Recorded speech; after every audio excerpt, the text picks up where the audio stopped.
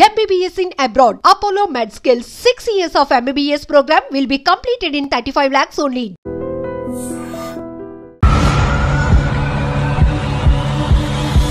అసలు పోలీసులు చాలా కేసుల్లో ఇంకో నిందితుడు చేశాడు, పరిటాల హత్యకు ముందే పథకం వేశాడు పటాల గోవర్ధన్ రెడ్డి, మాఫియా డాన్ అజీజ్ రెడ్డి, అన్ని కేసుల్లో పోలీసులు ఛార్జ్షీట్లు వేసి కోర్టుకు పంపినా వాళ్ళకి శిక్ష పడకుండా మీరు సింపుల్గా బయట తీసుకొస్తున్నారు. ఒకటి ప్రొఫెషనల్, ఒకటి సర్వీస్, 3 బిజినెస్, 4 క్రిమినల్. ఈ 4ట్లో మీరు ఏది? పోలీసుల యొక్క అసమర్థత అనేది మొదటిది. రెండోది వాళ్ళకు సాక్ష్యాలు ఎవరైతే ఉంటారో వాళ్ళు చెప్పకపోవడం అనేది రెండోది. ఇవే మెయిన్ రీజన్స్. తర్వాత మూడోదే మా ప్రతిభ. అండ్ ముషీరాబాద్ జైల్లో ఖైదీలు ఏ విధంగా పటోల్ గోవర్ధన్ అంటే వీళ్ళంతా ఎలా ఉంటారంటే జైల్లో కూడా ఎలా ఉంటారంటే వాళ్ళు లోపల కూడా క్రైమ్ లార్డ్స్ లాగానే ఉంటారు. చెర్లపల్లి జైల్లో ఉన్నా ఎక్కడున్నా కూడా దానికి ఒక వైస్ ఛాన్సలర్ లాంటాడు క్రైమ్కు. క్రైమ్ క్రిమినల్స్ అందరూ కూడా. గోవర్ధన్ రెడ్డి ఫర్ ఎగ్జాంపుల్ తీసుకున్నట్టయితే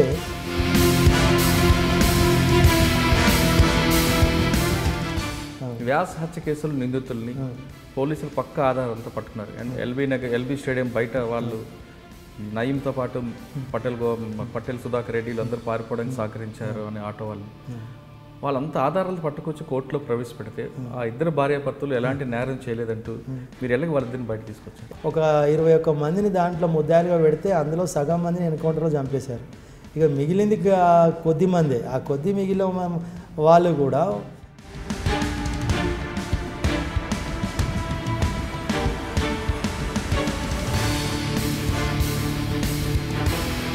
అంత పెద్ద కేసుని వాళ్ళిద్దరిని తప్పించడం అనేది కొంచెం అంటే ఇక్కడ వాళ్ళు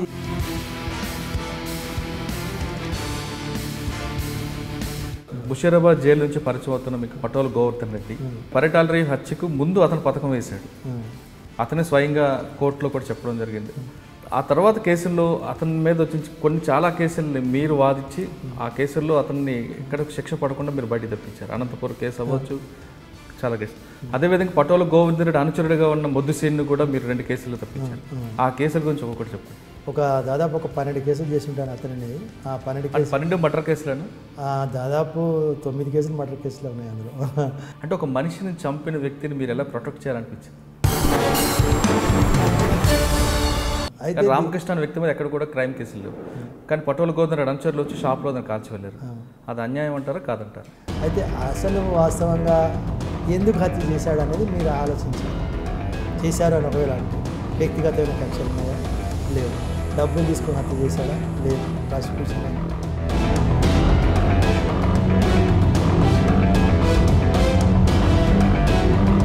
చిన్న దొంగతనం చేయడం ఇది కష్టం అంటారా? చిన్న కేసులోనే శిక్ష పడుతుంది. అంటే మన న్యాయ వ్యవస్థ తప్పు కాదా?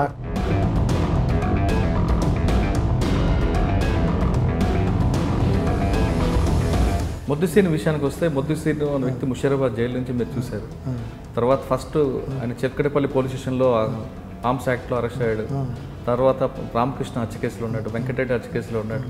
తర్వాత లాస్ట్కి పరిటాల రవి హత్య కేసులో ఒకసారి ఫేమస్కి వచ్చాడు. పరిటాల రవి హత్య కన్నా ముందు జరిగిన చిక్కడపల్లి కేసు కానీ కాచిగూడ కేసు, మన సాహిత్యనగర్ కేసుల్లో అతన్ని ఏ విధంగా బయట తీసుకొచ్చారు? అదే నేను ఇప్పుడు దీంట్లో అదే ముఖ్యమైన విషయం చెప్పేది ఏంటంటే సమాజం దృష్టిలో మీకు అన్ని పెద్ద పెద్ద కేసులాగా అనిపిస్తాయి. అవన్నీ చాలా పెద్దగా అనిపిస్తాయి మీ కేసులు. కానీ కోర్టు లోపలికి వచ్చేసరికి అవి కేసులే కాదు. కానీ అదే మొద్దుసీన్ తర్వాత ఓం ప్రకాష్ చేతిలో హత్యకు గురయ్యాడినప్పుడు మీకు ఏమనిపించింది? అంటే ఓం ప్రకాష్కి మొద్దుసీన్ ఎక్కడ కూడా రిలేట్ లేదు, క్రైమ్ రిలేషన్. అసలు అక్కడ జరిగింది అతను ఎవరైతే మొద్దుసీన్ చంపారని చెప్తున్నారో అది నేను నమ్మను. ఓం ప్రకాష్ నేను చేశానని చెప్తున్నారు కానీ నేను అదే అంటున్నాను కదా, నేను నమ్మను అంటున్నా. తర్వాత సూర్య కాకుండా మీ దగ్గర బాగా చూసిన వ్యక్తి అజీజ్ రెడ్డి. అతను ముషీరాబాద్ లిమిట్స్లో ఉండి బాంబాయి వెళ్ళి డాన్గా హైదరాబాద్ వచ్చి ఫిల్మ్ జూబ్లీస్లో ఒక ఆర్మ్స్ యాక్ట్లో కూడా దొరికాడు. ఆ వ్యక్తిని చాలా కాలం చంచలగూడ జైల్లో ఉన్న వ్యక్తిని అతనితో పాటు ఉన్న మరికొంతమందిని చాలా సింపుల్గా మీరు కేసు యాక్టివేట్ చేయించుకోవచ్చు. అంటే ఏంటంటే ఇండియన్ గవర్నమెంట్ వాళ్ళ బ్రెయిన్ ఏం చేసిందంటే ఒక దేశభక్తులుగా తయారు చేసింది. వాళ్ళని ఎంత దేశభక్తులుగా 99% తయారు చేసినా ఆ క్రిమినల్ ఎలిమెంట్ అనేది లోపల అది పోదు. అది అయితే వాళ్ళు దాన్ని అనుకూలంగా వాడుకుంటూ వచ్చారు, ఏది ఇండియన్ గవర్నమెంట్కి అనుకూలంగా వాడుకుంటూ వచ్చారు. వాడు ఇక్కడికి వచ్చిన తర్వాత కూడా పోలీస్ డిపార్ట్మెంట్తో డైరెక్ట్ కాంటాక్ట్లో ఉన్నాడు, ఐపీఎస్ ఆఫీసర్లతో. ఎన్నో ఇది ఐఎస్ యాక్టివిటీస్ సంబంధించి కూడా డిపార్ట్మెంట్కు ఇన్ఫర్మేషన్ ఇవ్వడం జరిగింది. కానీ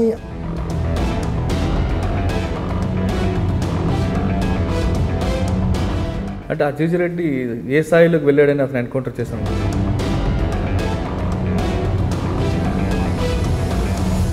మంచి పనులు చేయడానికే మంచి సాధనాలను వాడాలి. మీరు అన్నారు ఇప్పుడు, నేను ఎంతోమంది క్రిమినల్స్లో గాడ్ ఫాదర్స్ ఎవరైతే ఉన్నారో, క్రైమ్ లార్డ్స్ ఉన్నారో వాళ్ళందరూ కేసులు చేశారు. పాటల గోవర్ధన్ రెడ్డి సరెండర్ అయిన నక్సలైట్స్ కొన్ని వందల మందిని యాక్షన్ టీమ్ తయారు చేసి పెట్టిండు. ఒక ఫోన్ కాల్ చేస్తే అరగంటలో మన తలకాయ మన టేబుల్ మీద పెడతారు.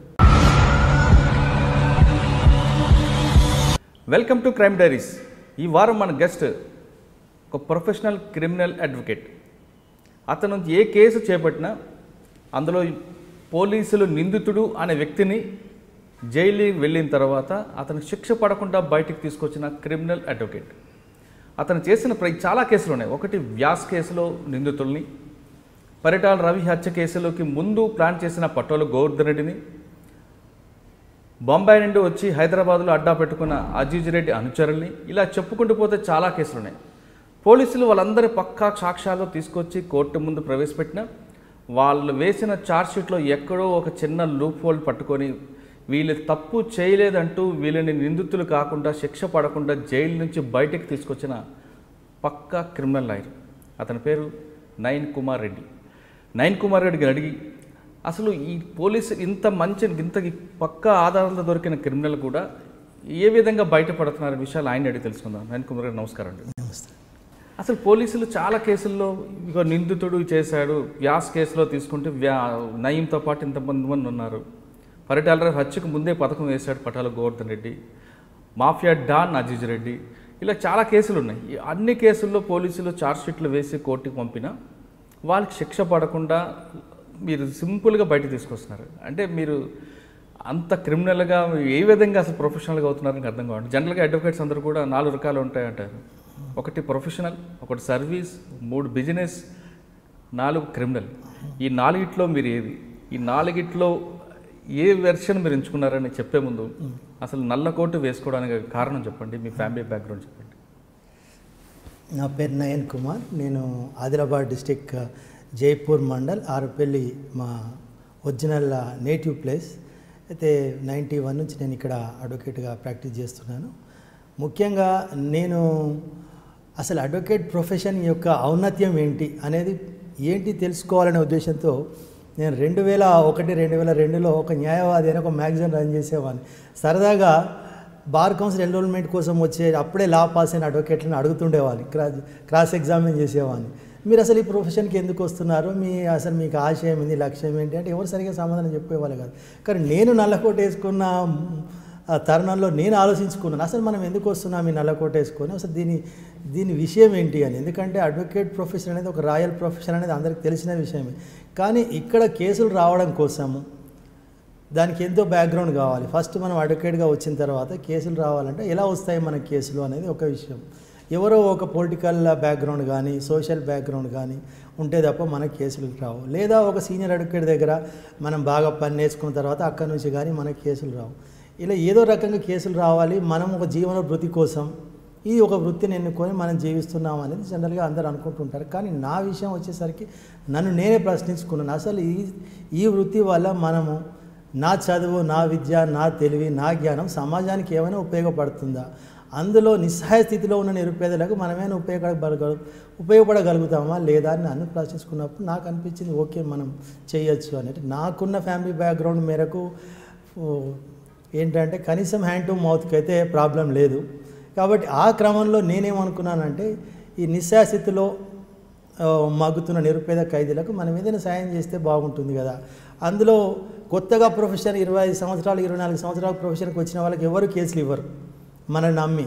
కానీ వీళ్ళైతే ఆల్రెడీ జైళ్ళల్లో మగ్గుతున్న ఖైదీలు ఎవరైతే ఉంటారో వాళ్ళకి ఏదో మనం సాయం చేద్దామని చెప్పి ఆ రకంగా వాళ్ళకు ఫ్రీగా సాయం చేయడం వల్ల నేను కొంత వర్క్ నేర్చుకోవడం జరిగింది. అంటే ఒక సర్వీస్ మోటో ఎంచుకున్నాను. సర్వీస్ మోటో నేను ఎంచుకోవడం వల్ల నాకు వర్క్ రావడం జరిగింది. ఎలాగైతే మనం 1 కేసులు 2 కేసులు 3 కేసులు ఇలా చేస్తున్న కొద్ది వాళ్ళే మనకు రెఫర్ చేయడం, కేసులు రావడం జరిగింది. అయితే ఇందులో ఒక ప్రాక్టీస్ పరంగా ఒక విషయం చెప్తాను అడ్వకేట్కి. సపోజ్ ఒక క్లయింట్ వచ్చి నాకు 1 లక్ష రూపాయలు ఫీజు ఇచ్చిన తర్వాత నేను ఆ క్లయింట్ తరపున కేసు వాదిస్తున్నప్పుడు జడ్జి గారితో గట్టిగా మనం వాదించినట్టయితే మన కేసు ఎక్కడ కొట్టేస్తారో అని చెప్పి జడ్జి గారితో ఎంతో సౌమ్యంగా వినయంగా మాట్లాడాల్సిన పరిస్థితి ఉంటుంది.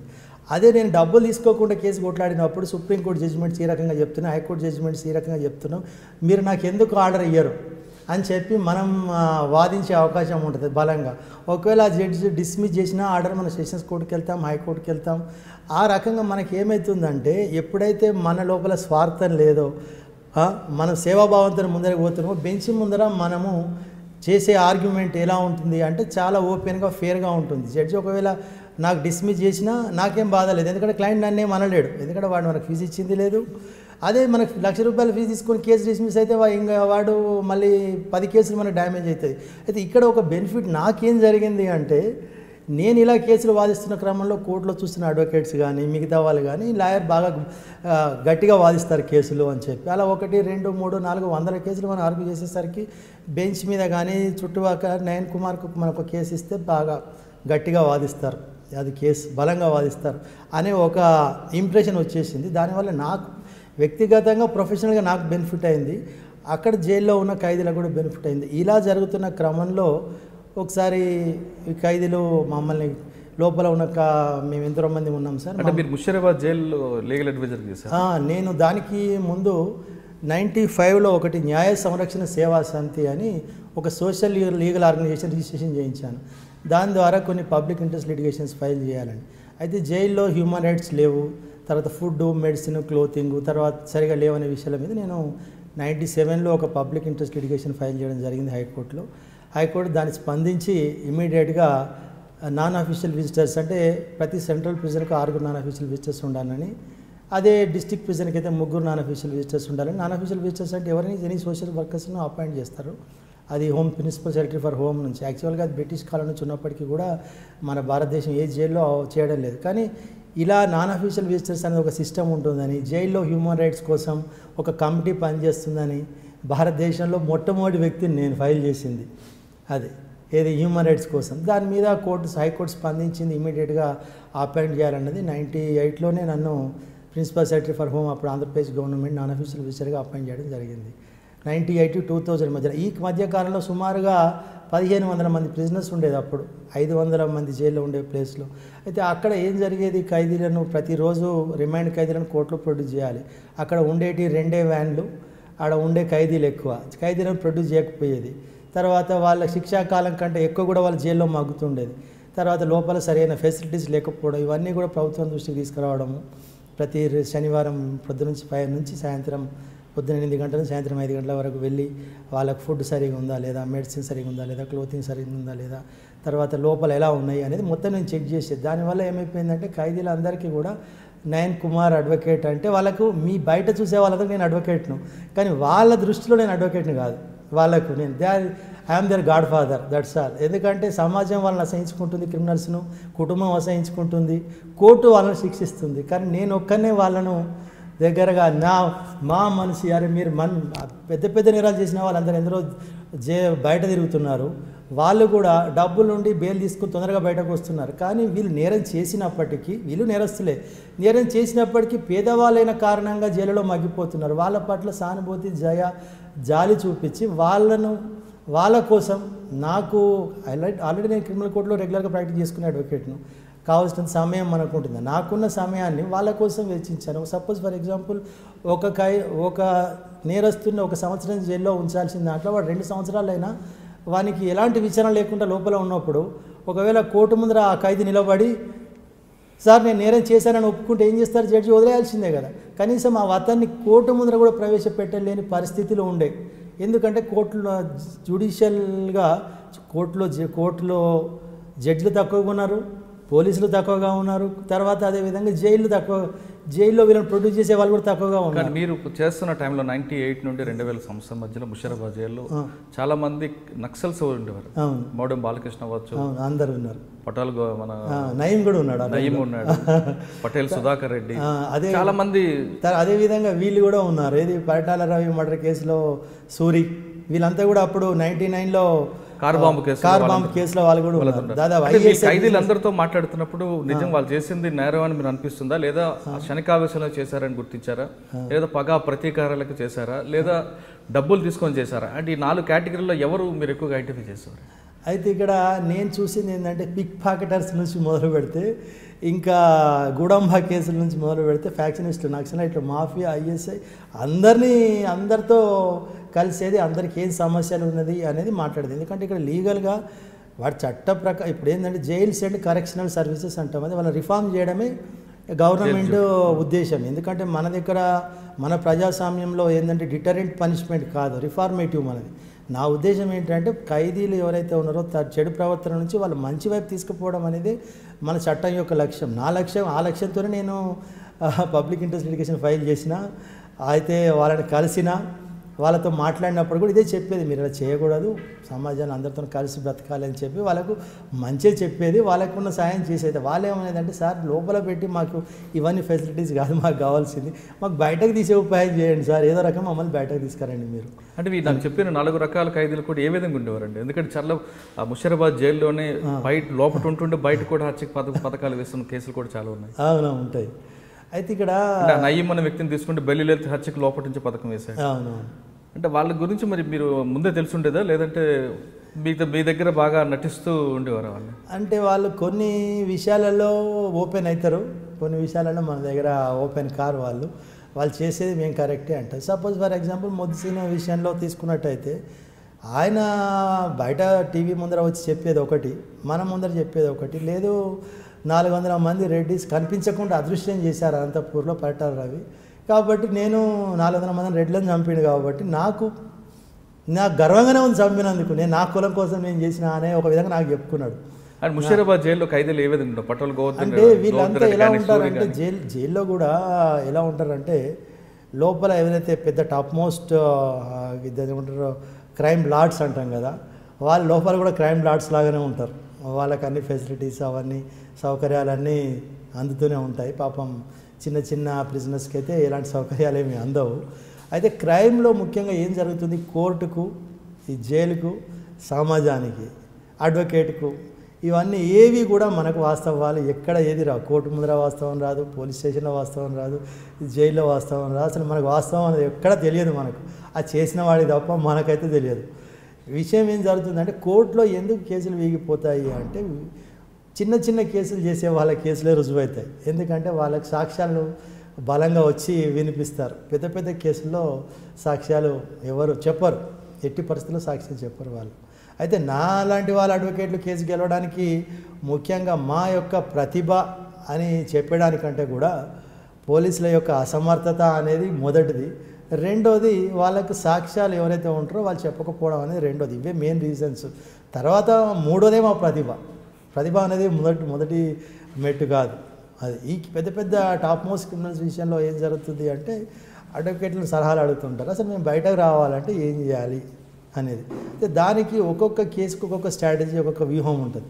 ఆ స్ట్రాటజీ, ఆ వ్యూహం ప్రకారంగా ఏం చేస్తే కేసు బయటకు వస్తారనేది దాని ప్రకారంగా మనం చేస్తాం. కాబట్టి ఆ ప్రకారంగా వాళ్ళు బయట రావడానికి అవకాశం ఉంటుంది. టాప్ మోస్ట్ క్రిమినల్స్ కేసెస్లో ఏం జరుగుతుంది, ఎందుకు ఎక్కుటలు అవుతాయి అని అజీజ్ రెడ్డి కేసు తీసుకున్నా, మొద్దుసీన్ కేసు, ఏ కేసు తీసుకున్నా కూడా మీరు ఎందుకు ఎక్కుటలు అవుతాయి అంటే, వాళ్ళు క్రైమ్ చేసిన తర్వాత జైలుకి వచ్చిన తర్వాత లోపల జైల్లో అసలు ఏం కుట్రలు జరుగుతున్నాయి, బయట ఏం క్రైమ్ చేస్తున్నారు అనేది పోలీసులకు ఇన్ఫర్మేషన్ కావాలి.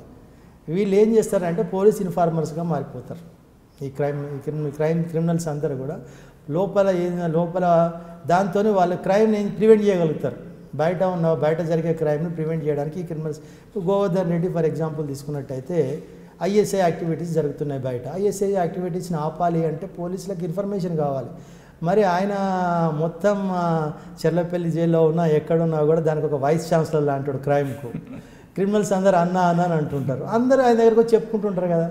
మరి అలాంటప్పుడు ఆయనకు ఇన్ఫర్మేషన్ ఉంటుంది, చాలా ఇన్ఫర్మేషన్ ఉంటుంది ఆయన దగ్గర, ఆయనకి ఎక్కడెక్కడ ఎవడేమి చేసిండు ఏం చేయబోతున్నాడు అలాంటి ఇన్ఫర్మేషన్ అంతా పోలీసులకు వీళ్ళు ఇస్తుంటారు ఇన్ఫర్మేషన్. దానివల్ల గోకుల్ చాట్ కేసులో నిందితులను పట్టుకున్నా, తర్వాత వేరే దగ్గర ఐఎస్ఐ వాళ్ళని పట్టుకున్నా కూడా ఆయన యొక్క దాన్ని ఏమంటారు ఇన్పుట్స్ అవుట్పుట్స్ అన్నీ పోలీస్ డిపార్ట్మెంట్కి ఉన్నాయి. దానివల్ల వాళ్ళు ఏం చేస్తారంటే పోలీసులు సరేలే వీడు మనకు దేశం కోసం పనిచేస్తున్నాడు కదా మనకు, కాబట్టి వాళ్ళు ఏం చేస్తారంటే కొంచెం చూసి చూడనట్టు ఊరుకుంటారు. దానివల్ల ఏమవుతుందంటే సాక్షులు కూడా పెద్దగా చెప్పడానికి ధైర్యం సరిపోదు వాళ్ళకి. ఎప్పుడైతే స్టేట్ ఒకవేళ తలుచుకున్నట్టయితే సాక్షులను తీసుకెళ్ళి ఒక 4 రోజులు వాళ్ళ దగ్గర కస్టడీలో పెట్టుకొని మీరు చెప్పకపోతే మీ సంగతి చూద్దామని బెదిరిస్తున్నట్టయితే సాక్షులు వచ్చి నిలబడి ఖచ్చితంగా చెప్తే అప్పుడు అందులో నుంచి బయటపడాలి అంటే అప్పుడు అడ్వకేట్స్ చాలా కష్టపడాల్సి వస్తుంది. అప్పటికి కూడా బయట తీసుకురావచ్చు, అది పెద్ద విషయం కాదు, కానీ చాలా కష్టపడాల్సి వస్తుంది. కానీ ఈ కేసులలో ఏం జరుగుతుందంటే నాలాంటి అడ్వకేట్ అంటే సోషల్గా మనం అందరు బాగుండాలి, సోషల్ రిఫార్మేషన్ కోసం వచ్చినప్పుడు సరే జరిగింది ఏదో జరిగిపోయింది, కనీసం సమాజం కోసమైనా మీరు ఇప్పుడన్నా మీరు సమాజం కోసం పనిచేయండి, పోలీసులకు ఒక వ్యవస్థకు మీరు ఉపయోగపడండి. దానివల్ల పోలీసులు మిమ్మల్ని కొంచెం బయటకు వచ్చినా ఎన్కౌంటర్ చేయకుండా ఉంటారు. ఇంకా తప్పుడు కేసులు కానీ ఉన్న కేసుల విషయంలో కానీ కొంత లిబరల్గా ఉంటారు వాళ్ళు. కాబట్టి మంచిది, పోలీసులతో కలిసిపోతే మంచిది నేను అందరికీ చెప్పేది. ఈవెన్ నయీం కేసులో కానీ నయీం కూడా జైల్లో ఉన్నప్పుడు మంచి పరిచయమే. అప్పుడు వాళ్ళందరూ కూడా ఈ రకంగా చెప్పేది మనం. దానివల్ల ఏంటంటే వాళ్ళకు కొంత లిబరల్ బయట ఏంటంటే లిబరల్ అప్రోచ్ ఉంటుంది. మీరు 2000 వరకు ముషీరాబాద్లో చేసుకొచ్చారు. తర్వాత మీరు మంచి క్రైమ్ కేసు ఏం చేసుకొచ్చారు? అయితే ఈ రకంగా అయితే ఇక్కడ ఒక సమస్య ఏమవుతుందంటే మనం ఎప్పుడైతే ఒక కేసులు చేస్తున్నప్పుడు అడ్వకేట్గా కాకుండా, అడ్వకేట్ అంటే ఒక ప్రొఫెషనల్ ఫీజు తీసుకొని మనం కేసులు కొట్లాడుతుంటాం. అలా కాకుండా మనం సర్వీస్ ఓరియంటెడ్గా పనిచేసే వరకు వాడు జైల్లో ఉండి ఖైదీలు నయన్ కుమార్ సార్ అంటే న్యాయం వకీలు నీ ఏ కేసు అయినా ఫ్రీగా కొట్లాడతాడు అని చెప్పి వాడు కేసులు పంపిస్తూనే ఉంటారు. మనకు ఫీజు అడిగే అవకాశమే లేదు. ఇంకొకటి వచ్చారంటే నయన్ కుమార్ సార్ అంటే ఇన్సాఫ్ కా వకీల్, సార్ నిలబడితే కేసు కొట్టేస్తారు కాబట్టి సార్ దగ్గరికి పోని వాడో కేసులు పంపిస్తారు. ఎవడు ఫీజు ఇయ్యడు, కేసులు మాత్రం చేసి పెట్టాలి. మనం ఈ వీళ్ళ నుంచి ఎలా తప్పించుకుందామో మనము అనే పరిస్థితే ఉంటుంది మనకు. అలాంటి పరిస్థితులలో మనము చేసేంతవరకు చేసాం, ఎంతవరకు చేసాం అంతవరకు చేసాం, కానీ ఎక్కువ కేసులు కూడా మనము అన్నీ ఫ్రీగా చేయాలంటే కూడా కష్టమే, ఇబ్బంది అవుతుంది. అయితే అలాంటి సందర్భంలో మనము మామూలుగా జనరల్గా check bounce check dishonour cases ఇలాంటి కేసెస్ వచ్చేది. అయితే అందులో గమ్మత్ ఏం జరుగుతుందంటే 10,000 రూపాయల చెక్ బౌన్స్ కేసు అయినా 10 కోట్ల రూపాయల చెక్ బౌన్స్ కేసు అయినా లా ఒకటే.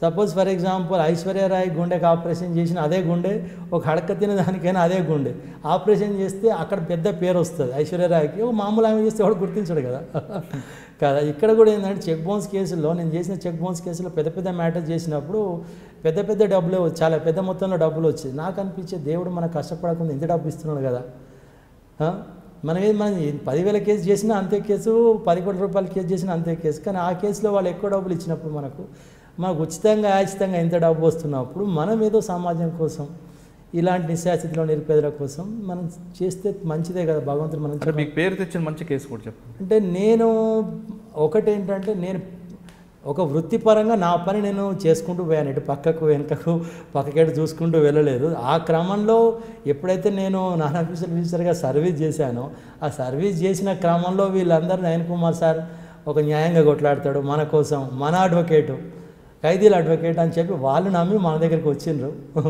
వాళ్ళ కోసం మనం పని చేయడం జరిగింది, అంతే తప్ప వేరే ప్రత్యేకత అంటూ ఏమి లేదు. సరే, మనం మీ చేసిన కొన్ని కేసుల గురించి 1 by 1 వద్దాం. ఫస్ట్ కేసు వ్యాస్ హత్య కేసు. వ్యాస్ హత్య కేసులు నిందితుల్ని పోలీసులు పక్క ఆధారాలతో పట్టుకున్నారు. అండ్ ఎల్బీ స్టేడియం బయట వాళ్ళు నయీంతో పాటు పటేల్ సుధాకర్ రెడ్డి అందరూ పారిపోవడానికి సహకరించారు అని ఆటో వాళ్ళంతా ఆధారాలు పట్టుకొచ్చి కోర్టులో ప్రవేశపెడితే ఆ ఇద్దరు భార్యాభర్తలు ఎలాంటి నేరం చేయలేదంటూ మీరు ఎలాగ వాళ్ళిద్దరిని బయట తీసుకొచ్చారు? అయితే ఇక్కడ ఏం జరుగుతుందంటే అంటే ఆ కేసు గురించి డీటెయిల్గా చెప్పండి. అయితే ఈ కేసుకి సంబంధించి ఏంటంటే ఏదైనా సరే కాన్స్పిరసీ అనేది ఒకటి ఉంటుంది. ఆ కాన్స్పిరసీని ప్రూవ్ చేయడం అనేది కోర్టులో చాలా కష్టం. 120B కాన్స్పిరసీ అనేది అక్కడ ఎవరు చంపారు అనేది చూసిన వాళ్ళు దూరం నుంచి చూసామన్నారు, వాళ్ళు ఏమీ సాక్ష్యం చెప్పలేదు. తర్వాత చూసిన ఎవరైతే చేసిన వాళ్ళు ముసుగులు వేసుకొని చేశారని చెప్పారు. తర్వాత ఒక 21 మందిని దాంట్లో ముద్దాయిలుగా పెడితే అందులో సగం మందిని ఎన్కౌంటర్లో చంపేశారు. ఇక మిగిలింది కొద్ది మందే. ఆ కొద్ది మిగిలిన వాళ్ళు కూడా వీళ్ళు నేరం చేయడానికి ఆయుధాలు సమకూర్చారనో, ఆయుధాలు వాళ్ళ దగ్గర ప్రిజర్వ్ చేసుకొని పెట్టుకున్నారనో, ఇన్ఫర్మేషన్ ఇచ్చారనో, వాళ్ళకి సపోర్ట్ చేశారనే తప్ప డైరెక్ట్గా వాళ్ళు క్రైమ్లో ఇన్వాల్వ్ అయిన వ్యక్తులు కాదు. కాబట్టి ఇవన్నీ కోర్టులో రుజువు చేయాలి అంటే బలమైన సాక్ష్యాలు, ఆధారాలు కావాలి. ఎప్పుడో 93లో వ్యాస్ గారి మర్డర్ జరిగితే 2005లో ట్రయల్ జరిగింది. అంటే ఎన్ని సంవత్సరాలు జరిగింది? అప్పటి వరకు ఎవరు ఉంటారు? సాక్షులే ఉండరు కదా. కేసు టైం ప్రొలాంగ్ అవడమే వాళ్ళకి, కేసు ప్రొలాంగ్ అయ్యేసరికి సాక్షులంతా చనిపోవడము, సాక్షుల అడ్రస్లో లేకపోవడము, ఇన్వెస్టిగేషన్ ఆఫీసరే రిటైర్ అయిపోయి ఎక్కడో అమెరికాలో సెటిల్ అయిపోయి ఇన్వెస్టిగేషన్ ఆఫీసర్ వచ్చి సాక్ష్యం చెప్పకపోతే ఇంక కేసు ఏముంటుంది? ఇన్వెస్టిగేషన్ ఆఫీసర్ రిటైర్ అయిపోయి అమెరికాలో సెటిల్ అయిపోయారు. మిగతా సాక్షులు ఎవరు కూడా అందుబాటులో లేరు. అంత పెద్ద కేసుని వాళ్ళిద్దరిని తప్పించడం అనేది కొంచెం అంటే ఇక్కడ వాళ్ళు ఇద్దరు ఎవరైతే కేసులో ఉన్నారో వాళ్ళు వ్యక్తిగతంగా వాళ్ళకి ఆ రోజు క్రైమ్ జరుగుతుందనే విషయం కూడా వాళ్ళకి తెలియదు. వాళ్ళు నక్సలైట్లు ఏంటంటే ఒక క్రైమ్లో ఒక సిద్ధాంతపరంగా వాళ్ళు ఒక పని చేస్తున్నారు, చట్టం దృష్టిలో తప్పు. కానీ పలానా వ్యక్తిని మేము చంపుతున్నామని చెప్పి ఎవరికి తెలియదు, ఆ చంపేవానికి కూడా తెలియదు. ఆ క్షణంలో ఆ స్పాట్ వరకు పోయే వరకు కూడా వానికి కూడా తెలియదు. ఇగో మీకు ఒక అసైన్ చేసాం డ్యూటీ, మీరు యూ కంప్లీట్ దట్ డ్యూటీ అని ఆ రోజు అక్కడ వానికి తెలియజేస్తారు. మిగతా వాళ్ళకి ఎవరికి కూడా తెలియదు. వ్యాస్ కేసులో ఇద్దరు ఎవరి వైపు నుంచి మీరు వాదించారండి? నేను తిరుపతి బాలయ్య, అందులో అక్యూజ్ నెంబర్ 17 ఉండే. అతను శాఖమూరి అప్పారావు వీళ్ళందరూ కలిసి షెల్టర్ ఇచ్చింది, ఒక దగ్గర ఆయుధాలు సమకూర్చిండ్రు అని చెప్పి అందులో అతని మీద కేసు పెట్టడం జరిగింది. అయితే ఏవైనప్పటికీ అంటే 120B కింద, అంటే 120B అనేది మనం ఎక్కడెక్కడ ప్రూవ్ చేయడం కష్టమైన పని. ఎందుకంటే చైన్ మొత్తం ప్రూవ్ చేయాలంటే కష్టము. రెండోది ఏంటంటే టైం చాలా గడిచిపోతుంది. 93 to 2005 అంటే 12-13 సంవత్సరాలు గడిచిపోయిన తర్వాత ఏముంటుంది? పోలీసులకు ఎవరైతే ముఖ్యంగా నేరం చేశారని పోలీసులు భావించిండ్రో వాళ్ళందరినీ ఎన్కౌంటర్ చేసేసిండ్రు. కానీ ఆ కేసులో ఆ కేసులో కూడా నయీం ఆ రోజు కోర్టుకు అటెండ్ అయిన తర్వాత వేరే కేసులో అతను అరెస్ట్ చేస్తారని భయపడి ఆ రోజు అక్కడి నుంచి పారిపోవడం జరిగింది. ఇంకా తర్వాత మళ్ళీ ఎన్కౌంటర్ అయితే వరకు ఏం తెలియదు. ఓకే సార్, ఇంకా తర్వాత ముషీరాబాద్ జైలు నుంచి పరిచయం అవుతున్న మీకు పటోల్ గోవర్ధన్ రెడ్డి, అతను మీరే చెప్పారు వైస్ ఛాన్సలర్ అంటారని, అతను అందరూ అన్న అంటారు. కానీ పరిటాల రవి హత్యకు ముందు అతను పథకం వేశాడు. అతనే స్వయంగా కోర్టులో కూడా చెప్పడం జరిగింది. ఆ తర్వాత కేసుల్లో అతని మీద వచ్చి చాలా కేసుల్ని మీరు వాదించి ఆ కేసుల్లో అతన్ని ఎక్కడ శిక్ష పడకుండా మీరు బయట తెప్పించారు. అనంతపురం కేసు అవ్వచ్చు, చాలా కేసులు. అదేవిధంగా పటోల గోవర్ధన్ రెడ్డి అనుచరుడిగా ఉన్న మొద్దుసేన్ని కూడా మీరు 2 కేసుల్లో తప్పించారు. ఆ కేసుల గురించి ఒక్కొక్కటి చెప్పండి. ఫస్ట్ పటోల గోవర్ధన్ రెడ్డి మీకు ఎలా పరిచయం, పటోల గోవర్ధన్ రెడ్డి ఉన్న కేసులు ఏ కేసులు ఎలాగ మీరు తప్పించారు? నాకు వాళ్ళు పరిచయం అని చెప్పడం కంటే కూడా నేను చేసే ఆ నాన్ ఆఫీసర్ విజిటర్గా చేసే పనిలో 1500 మందిలో మనం తిరుగుతున్నప్పుడు వాళ్ళు మనల్ని గుర్తుపెట్టుకుంటారు. మనం ఒక పని చేస్తున్నాము అంటే ఈ పని చేస్తున్నారు సార్, కాబట్టి సార్ మన సార్ అనుకుంటారు. కాబట్టి ఆ రకంగా వాళ్ళు నన్ను అప్రోచ్ కావడం జరిగింది. ముఖ్యంగా ఏంటంటే వాళ్ళు ఈ క్రైమ్ చేసిన క్రమంలో, జైల్లో పోయిన క్రమంలో చాలా కేసులలో నేను వాళ్ళకి ఎన్నో పుస్తకాలు ఇచ్చేది, మంచి వ్యక్తిత్వ వికాసానికి సంబంధించి. Who will cry when you die అని చెప్పి రాబిన్ శర్మ రాసిన పుస్తకాలు, రకరకాల మీరు మారని చెప్పి నేను ఇచ్చిన పుస్తకాలు దాదాపు అన్ని జైలు తిరిగినాయి. మంచి ఇంగ్లీష్ వచ్చిన వాళ్ళ ఎలా మారాలి, ఎలా ఉండాలి, ఏంటి అని చాలా పుస్తకాలు వాళ్ళకి ఇచ్చేది. అయితే క్రైమ్ విషయానికి వచ్చేసరికి ఏంటంటే కొంత వీళ్ళు ఎవరిని కూడా అమాయకులను చంపింది లేదు, ఒక అమాయకులను తర్వాత మంచి వాళ్ళని చంపింది లేదు. ఎవరైతే రౌడీ షీటర్స్ ఉన్నారో, ఎవరైతే ఆల్రెడీ క్రిమినల్స్ ఉన్నారో, క్రిమినల్ బ్యాక్గ్రౌండ్ ఉందో అలాంటి వాళ్ళ పట్లనే వాళ్ళు చేయడం జరిగింది తప్ప ఇంకొకటి ఏంటంటే వాళ్ళు డబ్బు కోసం చేసిన పనులు కాదు ఇవి. వాళ్ళు ఏదో డబ్బులు ఆశించో మరేదో ఆశించో చేసిన పని కాదు అది. కాబట్టి ఆ విషయంలో నాకు కొంచెం సాఫ్ట్ కార్నర్ ఉండే వాళ్ళ విషయంలో నాకు. ఇంకొకటి ఏంటంటే వాళ్ళు ఎప్పుడైతే పోలీస్ డిపార్ట్మెంట్కు వేరే రకంగా సహకరించినప్పుడు పోలీసులకు కూడా కొంత సాఫ్ట్ కార్నర్ ఉండే వాళ్ళ విషయంలో. అయితే దానికి పటోల్ గోవర్ధన్ రెడ్డి ఏ కేసులు మీరు టేకప్ చేశారండి? ఇప్పుడు మన దగ్గర హైదరాబాద్లో వచ్చి దాదాపు ఒక 12 కేసులు చేసి ఉంటాను అతనిని. ఆ 12 మర్డర్ కేసులను దాదాపు 9 కేసులు మర్డర్ కేసులు ఉన్నాయి అందులో. అంటే ఒక మనిషిని చంపిన వ్యక్తిని మీరు ఎలా ప్రొటెక్ట్ చేయాలనిపించింది? అయితే ఇక్కడ దీని గురించి చెప్పాలంటే మనం ఎంతో మాట్లాడాలి, ఎన్నో విషయాలు చెప్పాల్సి వస్తుంది. ఎందుకు మనిషిని చంపడం అనేది తప్పు అని మనం అంటాం. కానీ ఇక్కడ ఒక మనిషి మృగంగా మారిపోయిన తర్వాత వాడు సమాజానికి చేటు చేస్తున్నప్పుడు అలాంటి వ్యక్తిని చట్టం నిరోధించలేని పక్షంలో అది ఒక వ్యక్తి బయటకు వచ్చి తనే చేతిలోకి చట్టాన్ని తీసుకొని దాన్ని తన చేతిలో చట్టం తీసుకోవడం నేరం అంటున్నారు కదా చట్టం. అవును, నేరమే అంటున్నారు. అది అందుకే కదా అతన్ని చట్టం ముందు నిలబెట్టి శిక్షించింది. ఇప్పుడు నేను ఇవే క్వశ్చన్ వాళ్ళని అడిగేది, గోవా నువ్వు ఇలా చేసే తప్పు అన్నప్పుడు అతను నాకు కొన్ని కేసులు పంపించాడు. సార్ మీరు అన్ని లీగల్గా ఉండాలి, న్యాయంగా చట్టపరంగా ఉండాలి అంటున్నారు కదా, ఇగో పలానా అతను ల్యాండ్ సెటిల్మెంట్ గురించి నా దగ్గరికి వచ్చింది సార్, డాక్యుమెంట్స్ అన్నీ ఆయన ఫేవర్లోనే ఉన్నాయి, కానీ వేరే వాడు కబ్జాలో ఉన్నాడు, ఇప్పుడు ఏం చేయాలి చెప్పండి సార్. వాడు ఎంఆర్ఓని పట్టుకున్నాడు, మొత్తం కాగితాలు వాని పేరు మీద రాయించుకున్నాడు, కోర్టుకు పోయాడు, ఆర్డర్ తెచ్చుకున్నాడు, పోలీసులు వానికి సహకరిస్తున్నారు, లోకల్ ఎమ్మెల్యేలు సహకరిస్తున్నారు. ఈ డాక్యుమెంట్ చూడండి, వాళ్ళ తాతల ముత్తల కాలం నుంచి కూడా భూమి వాందే. ఇప్పుడు వాడిని మనం ఏం చేయగలుగుతాం? మీరు చట్టం ఏం చేయలేదు, పోలీసులు ఏం చేయలేదు, న్యాయ వ్యవస్థ ఏం చేయలేదు, నేను చంపితే తప్పేంటి అంటాడు. మీరు చెప్పండి, మీరు న్యాయం చేస్తారంటే కేసు తీసుకొని మీరు న్యాయం చేయండి, నాకు నేను ఇస్తున్నా సార్ మీకు ఈ కేసు, మీరు న్యాయం చేయండి, మీరు చేస్తారా చెప్పండి, ఎలా చేయమంటారో చెప్పండి. అంటే మరి ఈరోజు డబ్బును అధికారాన్ని అడ్డం పెట్టుకొని కోర్టుల్లో, తర్వాత పోలీస్ స్టేషన్లో, గవర్నమెంట్ ఆఫీసులలో మొత్తం డాక్యుమెంట్స్ చేంజ్ చేసి ఆస్తులన్నీ సొంతం చేసుకుంటున్నప్పుడు వాళ్ళకు దిక్కేలేని పరిస్థితి కదా. అలాంటి దిక్కులేని పరిస్థితిలో ఉన్నప్పుడు మనం ఎలా వాళ్ళకు ప్రొటెక్ట్ చేయగలుగుతాం? లీగల్గా కూడా మనం ప్రొటెక్ట్ చేసే పరిస్థితే లేదు. వాడు ఒక కోర్టుకు వచ్చినప్పుడు వాడు లక్షల రూపాయలు కోర్టు ఫీజు కట్టాల్సి ఉంటుంది. వాడి కోర్టు ఫీజు ఎప్పుడు కట్టాలి, అడ్వకేట్కి ఫీజు ఎప్పుడు ఇవ్వాలి, వాడు ఎప్పుడు కొట్లాడాలి? జరిగే పనేనా ఇది? కాబట్టి అలాంటి 9 హత్య కేసుల్లో పక్కా ఆధారాలు ఒక కేసు అని చెప్పు. అయితే ఇక్కడ ఏం జరుగుతుందంటే వీళ్ళు ఆల్రెడీ దాన్ని ఏమంటారంటే ఆర్గనైజ్డ్ క్రిమినల్స్ కాబట్టి, వీళ్ళు ఎంత ఆర్గనైజ్డ్ క్రిమినల్స్ అంటే వీళ్ళు ఎక్కడి నుంచి నేర్చుకుంటారు ఇదంతా అంటే, ఇదంతా మళ్ళీ పోలీసుల నుంచే నేర్చుకుంటారు, పోలీసులే నేర్పిస్తారు వీళ్ళకి ఇదంతా. సపోజ్ ఫర్ ఎగ్జాంపుల్ ఇప్పుడు మనకు ఎల్టీటీని తీసుకుందాం. ఎల్టీటీకి ట్రైనింగ్ ఎవరు ఇచ్చినో, రా ట్రైనింగ్ ఇచ్చింది రీసెర్చ్ అనాలిసిస్ వింగ్. అప్పుడు వాళ్ళు ఏం చేశారు, నక్సలైట్లకు ట్రైనింగ్ ఇచ్చిండ్రు. ఎవరు? ఆ నక్సలైట్ల నుంచి వీళ్ళు ట్రైనింగ్ తీసుకున్నారు. అంటే ఎలా అంబుష్ చేయాలి మనము, అంటే క్రైమ్ ఎలా చేయాలి అనే దాని విషయంలో రా నుంచి ఎల్టీటీ నేర్చుకుంటే, ఎల్టీటీ నుంచి నక్సలైట్లు నేర్చుకుంటే, నక్సలైట్ వీళ్ళు నేర్చుకున్నారు. ఇంకా వీళ్ళను చట్టం ముందు రుజువు చేయాలి అంటే ఎలా రుజువు చేస్తారు? అంటే ఆల్రెడీ వీళ్ళకి తెలుసు ఏ క్రైమ్ ఎలా చేస్తే మనం తప్పించుకుంటాము, ఎలా దీన్ని లూప్ హోల్స్ లేకుండా చేయాలి అనేది వాళ్ళకి ముందే తెలుసు. అంటే ఈ 9 కేసుల్లో కేసు గురించి మీరు చెప్పండి, ఎలా తప్పించారు? అంటే ఇవి చాలా కాలం గడిచిపోయింది. ఎందుకంటే ఇది ఎప్పుడు అంటే 2003 to 2005 మధ్యలో వాళ్ళు చేసిన క్రైమ్స్. తర్వాత క్రమంలో నేను ఆ కేసుల గురించి ఒక్కొక్క కేసు రివీల్ చేస్తాను, మీరు గుర్తుంది చెప్పగలరు? ఒకటి, బషీర్బాగ్ కమిషనర్ ఆఫీస్ దగ్గర రామకృష్ణ అనే వ్యక్తి పాన్ షాప్ ఓనర్ని సాయంత్రం టైంలో మొద్దుసీనితో పాటు మరో వ్యక్తి వచ్చి షాప్లో కాల్చి వెళ్ళారు. రామకృష్ణ అనే వ్యక్తి అక్కడ క్రైమ్ చేయలేదు, కానీ మీరు అన్నారు క్రైమ్ చేసిన వాడిని చంపాలి అని అన్నారు. రామకృష్ణ అనే వ్యక్తి మీద ఎక్కడ కూడా క్రైమ్ కేసులు లేవు, కానీ పటోల గోధుమ రంచర్లు వచ్చి షాప్లో కాల్చి వెళ్ళారు.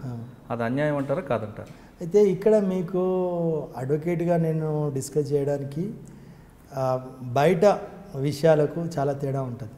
అయితే అసలు వాస్తవంగా ఎందుకు హత్య చేశాడు అనేది మీరు ఆలోచించాలి. చేశారు అని ఒకవేళ అంటే వ్యక్తిగతమైన కక్షలు ఉన్నాయా? లేవు. డబ్బులు తీసుకొని హత్య చేశాడా? లేదు. ప్రాసిక్యూషన్ కానీ వ్యక్తిగతమైన కక్ష లేదు, పరిచయము లేదు, డబ్బులు తీసుకొని చేయలేదు. మరి ఎందుకు చంపుతారు ఒక మనిషిని? అందరు అతన్ని ఎందుకు చంపాలి ప్రత్యేకంగా? వెనక బలమైన కారణం ఉందని తర్వాత కన్ఫెక్షన్లో చెప్పుకొచ్చారు. ఏం కారణం ఉంది అని చేసింది? పటోల గోవర్ధన్ రెడ్డి భార్యని రామకృష్ణ అనే వ్యక్తి అసభ్యకరంగా మాట్లాడినందుకు చంపానంటున్నాడు. దానికి అతనికి సంబంధమే లేదు. అసలు ఆమెకు ఇతనికి పరిచయం ఉండే అవకాశమే లేదు, ఆ సందర్భమే లేదు, అవకాశమే లేదు. కానీ కన్ఫెక్షన్లో అది చూపిస్తున్నారు. ఏడా? లేదు లేదు అలాంటిది. మరి ఆ కేసు నుంచి ఎలా మీరు గోవర్ధన్ రెడ్డి బయటకు వేశారు? అంటే ఇక్కడ అసలు దాని వెనకాల జరిగిన విషయం వేరు. అసలు నాకు తెలిసిన విషయం ఏంటంటే అది కోర్టులో పోలీసులకు తెలిసి ఆ విషయము కోర్టు రికార్డులోకి రాలేదు. కానీ ఒక పద్మ శేషారెడ్డి అని చెప్పి ఆమె ఏదో రెడ్డిస్ మహిళా అసోసియేషన్ అని చెప్పి రన్ చేస్తున్న సందర్భంలో ఈ రామకృష్ణను ఆమె అపార్ట్మెంట్లో చిన్న గొడవ జరిగినప్పుడు ఆమెను దూషించడం జరిగింది. ఎవరి? రామకృష్ణ అనే అతను. తర్వాత దౌర్జన్యం చేయడం కూడా జరిగింది. ఆ ఫ్లాట్ను ఆక్యుపై చేసుకునే ప్రయత్నం కూడా జరిగింది. ఆ క్రమంలో చెప్పుకుంది, అన్న నేను రెడ్ల సంఘం పెట్టుకుంటే ఏమైనా నువ్వు లంజల సంఘం పెట్టుకున్నావా అని చెప్పి నన్ను తిట్టిండు, నా మీద దాడి చేసిండు, నా భర్తను కూడా కొట్టిండు, మా ఆస్తి లాక్కోవాలని ప్రయత్నం చేసిండని చెప్పింది. జరిగిపోయింది 6 నెలలు. ఆ తర్వాత అది మనసులో పెట్టుకున్నారు, అది హత్య జరిగిపోయింది. పోలీసుల ఇన్వెస్టిగేషన్లో ఈమెను కూడా తీసుకెళ్లారు, పద్మాన్ శేషిరెడ్డిని, వాళ్ళని తీసుకుపోయి లై డిటెక్టర్ టెస్టులు చేశారు, అన్నీ చేశారు. కానీ ఆమెకు కూడా తెలియదు ఎందుకు చేసిండో అనేది. తర్వాత పరిటాల హత్య జరిగిన తర్వాత పోలీసులు ఎంత విచారణ చేసినా అసలు ఈ హత్యకు కారణం ఏంది అనేది పోలీసులకు కూడా తెలియదు, ఆ మోటివ్ ఏంది అనేది. అదంతా జరిగిపోయిన తర్వాత తన కన్ఫెషన్లో తానే చెప్పుకున్నాడు, నేను చేయడానికి కారణము ఆమె తిట్టినందుకు మా చెల్లెని ఇట్లా అన్నాడు వాడు, అందుకని చెప్పి నేను ఈ పని చేసినా అన్నారు. కానీ పాపం పోలీసులు 1 year ఆమెను హెరాస్ చేసిండు, చెప్పండి అని చెప్పి ఎక్కడెక్కడి నుంచో తీసుకొచ్చి ఎన్ని రకాలు చెప్పి ఆమెకేం తెలుసు. ఒకసారి ఒక విషయం జరిగింది చెప్పింది అయిపోయింది. అది జరిగినాక ఎప్పుడో 6 నెలలకు జరిగితే దానికి దీనికి సంబంధమే లేదు. దాంట్లో ఏముంది అంటే వాడు అంతకుముందు కూడా కొంచెం రౌడీజం చేయడము, వేరే యాక్టివిటీస్ ఉన్నాయి. కాబట్టి ఆ క్రమంలో అది ఈ సంవత్సరం పాటు పట్టాల గోవింద్ రెడ్డి నిజం చెప్పినంత వరకు ఆయన చెప్పేంత వరకు అసలు ఏం జరిగిందో పోలీసులకు కూడా తెలియదు. ఎంతోమందిని తీసుకొచ్చి విచారణ చేసిండ్రు, ఏమీ మోటివ్ తెలియదు వాళ్ళకి. అనంతరం తానే ఎందుకు చేయాల్సి వచ్చింది. ఆ కేసు నుంచి గోవర్ధన్ రెడ్డిని మీరు నిర్దుతుడిగా కాకుండా ఎలా తీసుకొచ్చారు? ఇప్పుడు నేను అదే చెప్తున్నాను కదా మీకు, హైలీ ఆర్గనైజ్డ్ క్రిమినల్స్ కాబట్టి సాక్ష్యాలను వాళ్ళే వదిలిపెట్టారు సాక్ష్యాలను. కాబట్టి ఏముంటుంది పోలీసుల నుంచి, నేను చెప్పాను కదా, ఆయన చెప్తే తప్ప తెలియదు, అది సాక్ష్యం లేదు కదా. ఓకే, రెండో కేసు తీసుకుంటే కాచిగూడ దగ్గర మారుతి వ్యాన్లో వెంకటరెడ్డిని మరొక విట్నెస్ని తీసుకెళ్లి వనస్థలిపురంలో మర్డర్ చేసి హైతనగర్ లిమిట్స్లో పారేశారు చౌటపోల్ దగ్గర. ఆ కేసులో కూడా పటోల్ గోవర్ధన్ రెడ్డితో పాటు దామోదర్ రెడ్డి వెళ్తున్నారు. కానీ ఆ కేసులో కూడా మీరు మొద్దుసీన్ని కూడా మీరు బయట తీసుకొచ్చారు. అదే ఇక్కడ ఒక ఆశ్చర్యకరమైన విషయం ఏంటంటే, నేను అదే ఇంతకుముందే చెప్పాను, చిన్న కేసుల్లోనే సాక్ష్యాలు వచ్చి అందరు నిలబడి చెప్తారు, కానీ పెద్ద కేసులో సాక్షులు ఎవరు కూడా ముందరకు వచ్చి చెప్పడం. కారణం ఏంటంటే ఇందులో 2 విషయాలు చేసేటప్పుడే వాళ్ళు ఆర్గనైజ్డ్గా చేస్తారు, దొరకకుండా చేసేటట్టుగా. పోలీసులకు సాక్ష్యాలు దొరకవు, సాక్ష్యాలు దొరకవు. ఆ దొరికిన సాక్ష్యాలు కూడా కేసు నిరూపించడానికి పనికిరావు. ఆ ఉన్న కొద్ది సాక్ష్యాలు కూడా కోర్టులో చెప్పరు వాళ్ళు. అలాంటి పరిస్థితులలో చాలా ఈజీ ఉంటుంది. ఎంత పెద్ద కేసు అయితే మనకు అంత ఈజీగా బయటకు తీసుకురావచ్చు. చిన్న దొంగతనం చేయడం కష్టం అంటారా? చిన్న కేసులోనే శిక్ష పడుతుంది. పెద్ద మన న్యాయ వ్యవస్థ తప్పు కాదు, అక్కడ ఇంటెలిజెన్స్ అనేది వాళ్ళంటే ఇక్కడ ఇన్వెస్టిగేషన్ ఏజెన్సీ కానీ చేసేవాడు కానీ ఆడన్న పరిస్థితులు కానీ అంటే ఐఓ మిస్టేక్స్ ఎక్కువ ఉన్నాయి. ఐఓను కూడా మనం తప్పు పట్టలేము కానీ అది దాని ఏమంటారు, సాక్ష్యాలు ముఖ్యంగా ఏంటంటే కోర్టుకు కావాల్సిన సాక్ష్యాలు ఆధారాలు రుజువులే కదా. ఆ సాక్ష్యాలు ఆధారాలు రుజువులను సేకరించాలి కదా. అవి సేకరించి పట్టాల గోవర్ధన్ రెడ్డి మీరు చాలా దగ్గర అబ్జర్వ్ చేశారు, చాలా 9 మర్డర్లు చేశారని, మిగతా 3 ఎక్స్ట్రాడినరీ కేసులు కూడా ఉన్నాయి. అసలు చూడడానికి వీక్గా ఉండే వ్యక్తి ఇంత క్రైమ్ ఆర్గనైజ్డ్ క్రైమ్ చేస్తారని ఎప్పుడైనా మీరు ఎక్స్పెక్ట్ చేశారు? అయితే మీరు ఆయనతో 5 నిమిషాలు మాట్లాడితే ఆయన చెప్పింది మీరు కరెక్ట్ అని ఒప్పుకోవాల్సిందే. ఎందుకంటే మనకు అతను ఒక సమస్య ముందర పెడతాడు, సార్ ఇది ఒక సమస్య ఉంది, దీన్ని చట్టపరంగా కానీ రాజకీయంగా కానీ ఏ రకంగా కానీ సమస్యను మీరు పరిష్కరించి చూపించండి అంటారు. మనం పరిష్కరిస్తామా? అవుతుందా కాదా ఒకటే విషయం. మరి ఏం చేస్తారు సమాధానం? దానికి ఏముంటుంది? అయితే ఆయన చేసే తప్పైనప్పుడు అమాయకుల పట్ల చేసినప్పుడు, నిస్సహాయ స్థితిలో ఉన్న వాళ్ళ పట్ల చేసినప్పుడు మనం అది తప్పని అనవచ్చు. కానీ వాళ్ళు ఎవరైతే చనిపోయిన ఆయన చేతిలో ఏదో ఒక బలమైన కారణం ఉంటుంది, దానికి రీజన్ ఉంటుంది. ఆ రీజన్ కానీ ఇన్ని హత్యలు చేసి ఆర్గనైజర్ క్రైమ్ చేసిన పట్టాల గోవర్ధన్ రెడ్డి ఒకనొక రోజు ఆటలో అత్యంత దారుణంగా హత్యకు గురయ్యాడు. అప్పుడు మీకు ఏమనిపించింది? అయితే దీనికి ముందు నేను 2005 నుంచి వీళ్ళ కేసులు చేస్తున్నప్పుడు వీళ్ళందరికీ చెప్పేది, అజీజ్ రెడ్డి జైల్లో కలిసిన, మొత్తిసేని కలిసిన వీళ్ళందరికీ ఏం చెప్పేదంటే, మీరు ఏదైతే పని చేస్తున్నారో ఇది తప్పు. ఎందుకంటే ఒక రాజకీయంగా కావచ్చు, వేరే రకంగా కావచ్చు, మిమ్మల్ని ఎవరైనా వాడుకుంటారో. ఇప్పుడు ఎలా చెప్పేదంటే, వాళ్ళకు సపోజ్ అమృతం కావాలి అనుకున్నప్పుడు దేవతలు రాక్షసుల సహాయం తీసుకున్నారు. అమృతం వచ్చిన తర్వాత అమృతం మొత్తం వాళ్ళు తాగేసి రాక్షసులను చంపేసిండ్రు. రేపు మీ పరిస్థితి అంతే. మీరు ఎవరి కోసమైనా పని చేసినా మీరు ఆ తర్వాత నేను మీకోసం ఈ పని చేసి పెట్టాను కాబట్టి నాకు మీరు ఇది చెయ్యాలి అని అన్న మరుక్షణం మీరు వాళ్ళకి థ్రెట్ అనుకుంటారు, వాళ్ళని చంపేస్తారు అని కాకుండా ఎన్నో పుస్తకాలు మంచి మంచి బుక్స్ ఇచ్చాను. అదేంటంటే మీకు ఒక చక్కటి బుక్ ఇచ్చాను వాళ్ళకి. మరి వాళ్ళు మరకపోతే మనం ఏం చేస్తాం, కానీ దాంట్లో ఏంటంటే the rise and fall of third Reich అని ఫస్ట్ వరల్డ్ వార్లో అడాల్ఫ్ హిట్లర్ ఏ రకంగా అధికారంలోకి వచ్చి సెకండ్ వరల్డ్ వార్లో న్యూరంబెర్గ్ ట్రయల్ జరిగింది అయిపోయేంత వరకు కూడా హిట్లర్ యొక్క జీవిత చరిత్ర మొత్తం ఉంటుంది అందులో. అందులో కూడా హిట్లర్ నాజీ పార్టీని పెట్టి 14 సంవత్సరాలు ఆయనతో పాటు కష్టపడి పనిచేస్తారు. ఆయన కోసం ఎన్నో తప్పులు చేస్తారు, హత్యలు చేస్తారు, దొమ్మిలు చేస్తారు, అధికారంలోకి తీసుకొస్తారు పార్టీని. అలాంటి వాళ్ళని 5,000 మందిని చంపిస్తాడు ఆయన. చంపిస్తాడు ఆయన అంచెలను ఆయన ఆయన ఆయన వల్ల మీ పరిస్థితి కూడా అదే వస్తుంది. కాబట్టి ఇది తప్పు. మీరు ఆ మాట అన్నప్పుడు వాళ్ళ రియాక్షన్ ఏ విధంగా ఉంటుంది? ఒప్పుకుంటారు. నేను ఏది మాట్లాడినా నాకు ఎదురు మాట్లాడరు కదా, ఎందుకంటే నేను గాడ్ ఫాదర్ని కదా. వాళ్ళకు నయన్ కుమార్ అంటే వాళ్ళకు దేవుడితో సమానం కదా.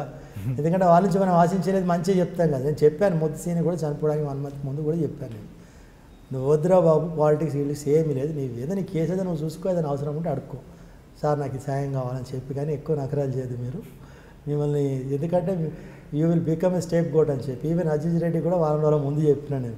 మొద్దుసీని విషయానికి వస్తే, మొద్దుసీని అనే వ్యక్తి ముషీరాబాద్ జైలు నుంచి మీరు చూశారు. తర్వాత ఫస్ట్ ఆయన చిలకడపల్లి పోలీస్ స్టేషన్లో ఆర్మ్స్ యాక్ట్లో అరెస్ట్ అయ్యాడు. తర్వాత రామకృష్ణ హత్య కేసులో ఉన్నాడు, వెంకటరెడ్డి హత్య కేసులో ఉన్నాడు. తర్వాత లాస్ట్కి పరిటాల రవి హత్య కేసులో ఒకసారి ఫేమస్కి వచ్చాడు. పరిటాల రవి హత్య కన్నా ముందు జరిగిన చిక్కడపల్లి కేసు కానీ, కాచిగూడ కేసు, మన సాహిత్యనగర్ కేసుల్లో అతన్ని ఏ విధంగా బయట తీసుకొచ్చారు అసలు? అదే నేను ఇప్పుడు దీంట్లో అదే ముఖ్యమైన విషయం చెప్పేది ఏంటంటే, సమాజం దృష్టిలో మీకు అన్ని పెద్ద పెద్ద కేసులాగా కనిపిస్తాయి, అవన్నీ చాలా పెద్దగా కనిపిస్తాయి మీ కేసులు. కానీ కోర్టు లోపలికి వచ్చేసరికి అవి కేసులే కాదు. చిన్న చిన్న కేసులు చేస్తున్న మొద్దుసీని ఒకేసారి పరిటాల రవి హత్య కేసులో చేయడానికి అంత ధైర్యం ఎక్కడి నుంచి వచ్చింది అనుకుంటున్నారు? అయితే ఇక్కడ వాళ్ళ బ్యాక్గ్రౌండ్, వాళ్ళతో పరిచయం ఉన్న వ్యక్తులు, తర్వాత కమ్యూనిస్ట్ సిద్ధాంతాలు, వాళ్ళకు సోషలిస్ట్ సిద్ధాంతాలు, నక్సలైట్ సిద్ధాంతాలు, అవి కొంత వాళ్ళని మైండ్ను ఏం చేస్తాయి అంటే కంట్రోల్ చేస్తాయి, కరప్ట్ చేస్తాయి, వాళ్ళను ఆ దారిలోకి తీసుకుపోతుంది. మేము చేసేది కరెక్టే అనే భావనలోకి వాళ్ళ మైండ్ ట్రాన్స్ఫార్మ్ అవుతుంది. అట్లా అంటే మొద్దుసీని మైండ్ సెట్ని ఎవరు మార్చారనుకుంటున్నారు? అంటే అతనికే మొదటి నుంచి కొంత ఉంది, కొత్తగా మార్చాల్సిన పని ఏం లేదు, కొంత మైండ్ సెట్ అతనికి ఉంది. దాంతోపాటు గోవర్ధన్ రెడ్డి లాంటి వ్యక్తులు కలిసినప్పుడు దాన్ని ఇంకా కొంచెం ట్యూనింగ్ చేసి వాళ్ళకు అనుకూలంగా మార్చుకున్నారు వాళ్ళు దాన్ని. అంటే పరిటాల రవి హత్య తర్వాత మొద్దుసీని మీరు ఫస్ట్ టైం కోర్టులో మాట్లాడినప్పుడు అంటే మీడియాకి చెప్పిన వెర్షన్ కాకుండా మీకు ఆఫ్ ది రికార్డ్ చాలా విషయాలు చెప్పాడు. ఒకసారి అదేం చెప్పాడు అంటే, నేను ఎప్పుడు కూడా అంత పెద్దగా పట్టించుకునేవాడిని కాదు వాళ్ళ వ్యక్తిగత విషయాలు. కాకపోతే నేను చెప్పాలనుకునేది నేను చెప్పేది, ఈ పని మంచిది కాదు. ఎందుకంటే నేనేం ఎందుకు చెప్పానని చెప్పాడండి అసలు ఏది రవిని?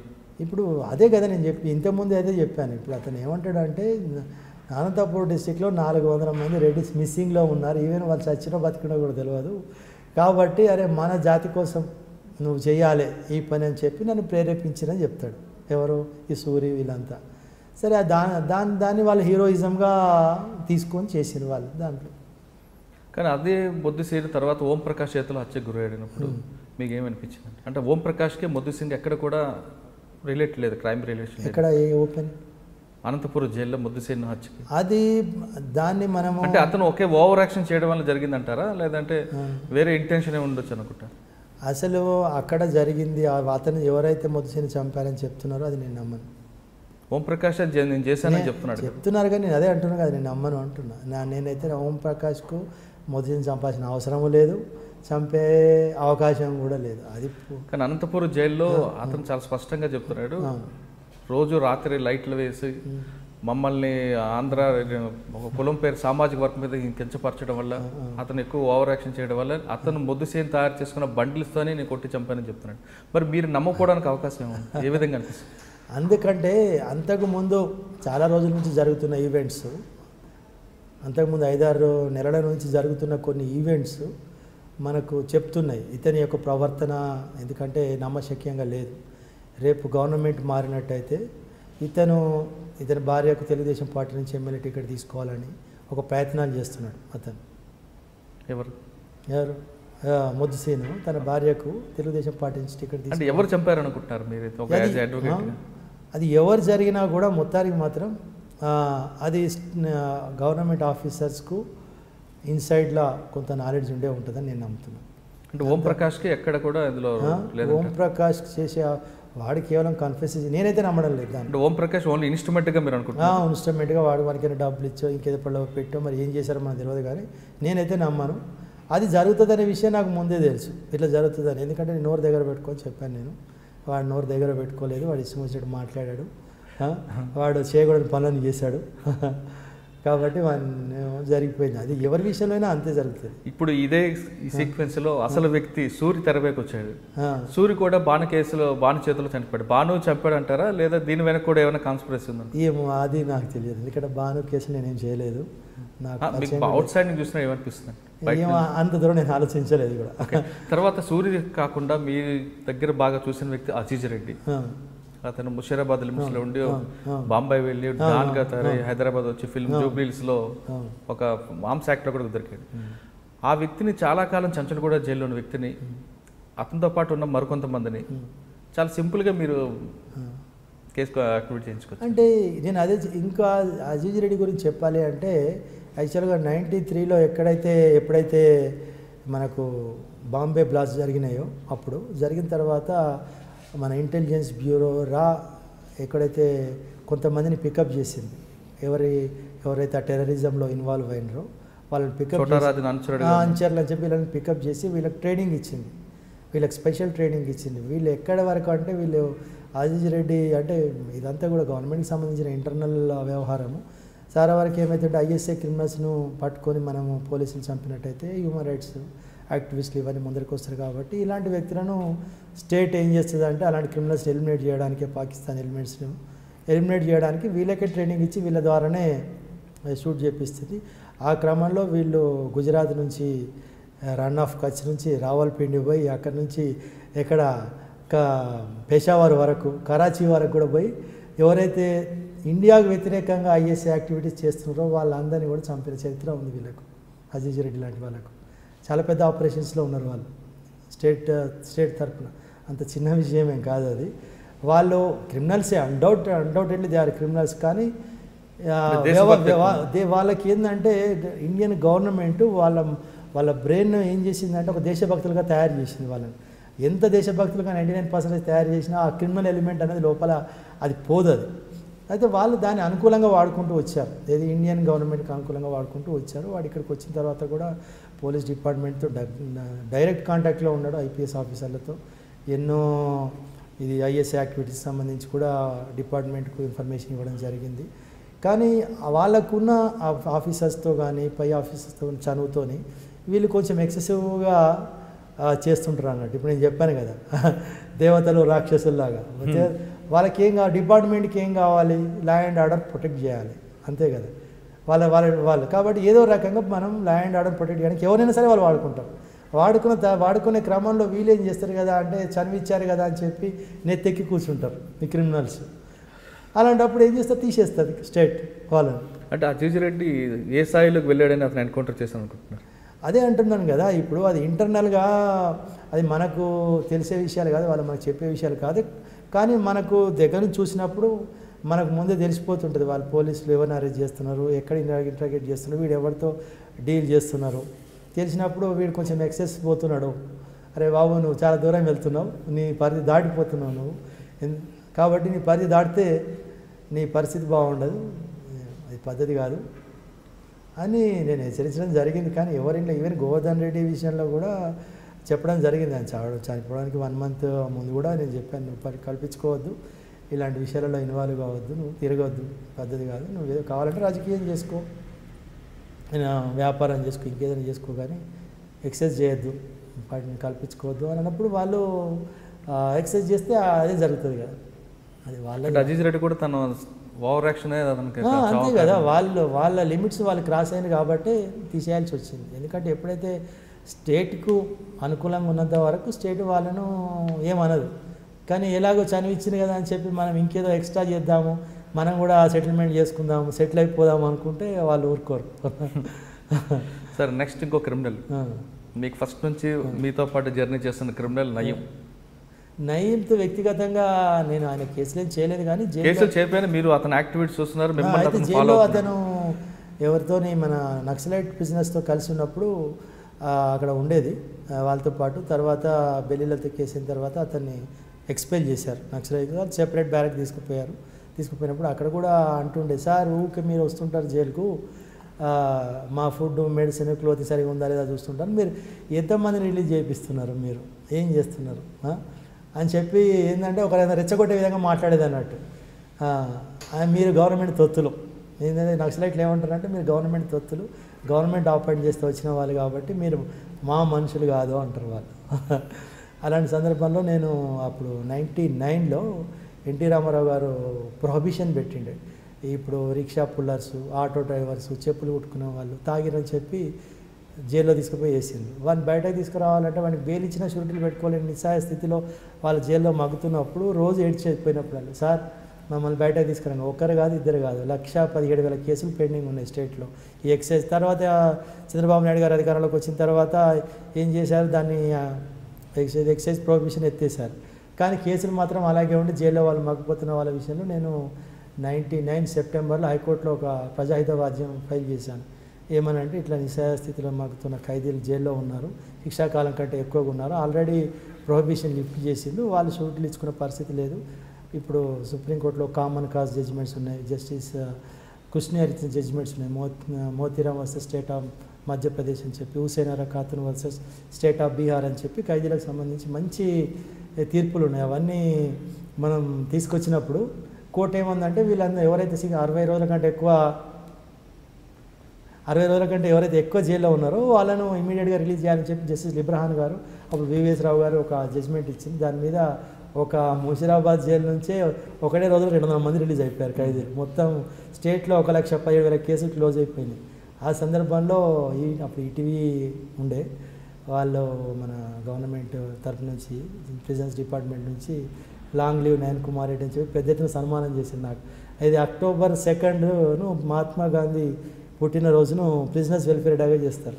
అంటే ఇంతమంది ఖైదీలను మీరు ఒక పబ్లిక్ లిటిగేషన్ ద్వారా బయటకు వచ్చింది కదా అని చెప్పి రిలీజ్ చేసినప్పుడు అప్పుడు నక్సలైట్ ఖైదీలు కానీ ఐఎస్ఐ ప్రిజనర్స్ కూడా అప్పుడు నమ్మిరు. అప్పటిదాకా నన్ను గవర్నమెంట్ తొత్తారనుకున్నారు. లేదు మా మనిషి నయన్ కుమార్ అంటే మా మనిషి అని. అప్పుడు కూడా మీరు సినిమాలు చూసినట్టు ఇట్లా దగ్గరకు వచ్చి ముద్దు పెట్టుకొని చెప్పింది, సార్ నిజంగా మా కోసం మీరు మా మనిషి అని. అంటే అప్పుడు పరిచయమైన నయీం తర్వాత వరుసగా హత్యలు చేసుకురావడం, బెదిరింపులు చాలా కేసులు ఉన్నాయి. అయితే మనకేంటంటే నేను అన్నాను కదా నా ప్రొఫెషన్, అంటే మీరు ఎప్పుడు నయీం కేసులు వాదించలేదు అతను ఇప్పుడు వ్యక్తిగతంగా నేను, ఎందుకంటే ఫస్ట్ స్టార్టింగ్లో అతను నక్సలైట్తో కలిసి ఉన్నప్పుడు ఏపీసీఎల్సీకి సంబంధించిన వాళ్ళ కేసులు వాళ్ళ అడ్వకేట్స్ వాళ్ళు వాదించేవాళ్ళు, వాళ్ళే చూసుకునేది. ఆ తర్వాత అతను ఎప్పుడైతే నక్సలైట్లు ఎక్స్పెల్ చేసిన తర్వాత బోనాల కృష్ణారావు గారు అని ఒక సీనియర్ అడ్వకేట్ ఉండే, అతను ఇంకా వేరే అడ్వకేట్స్ ఎవరైతున్నారో వాళ్ళు చూసుకునేవాళ్ళు. అతని కేసులు నేనేం టేకప్ చేయలేదు. కాకపోతే ఏంటంటే అక్కడ ఆ సందర్భంలో అప్పుడు పరిచయం అట్లా అక్కడ తెలుసు. వరుసగా కేసులు చేసుకు మర్డర్ కేసుల్లో అతను మీకు అనుకున్న పట్టాలు గోవర్ధన్ రెడ్డి మర్డర్ కేసులో కూడా ఉన్నాడు.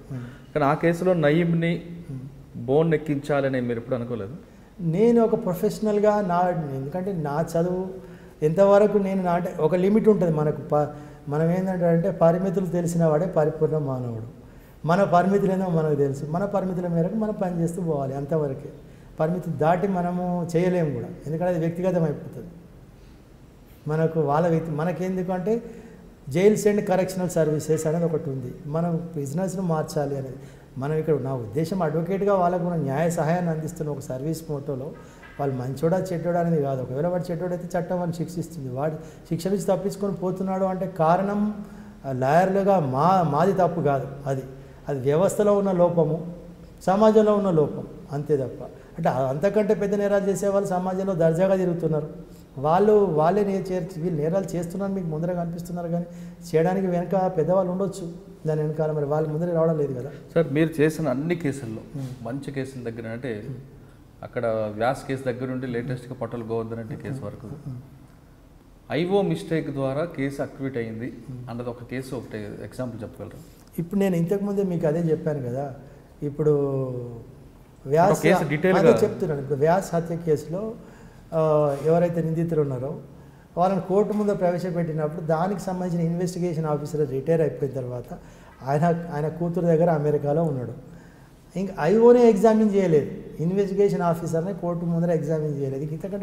ఇంతకంటే ఏమో ఒక కేసు కాకుండా వేరే కేసు, ఇంతకంటే పెద్ద కేసు ఏముంటుంది అంటే ఒక ఐపీఎస్ ఆఫీసర్ డీజీ స్థాయి అధికారి కేసులో 13 సంవత్సరాల తర్వాత ఒక ఐఓ కూడా కోర్టుకు వచ్చి సాక్ష్యం చెప్పలేదు.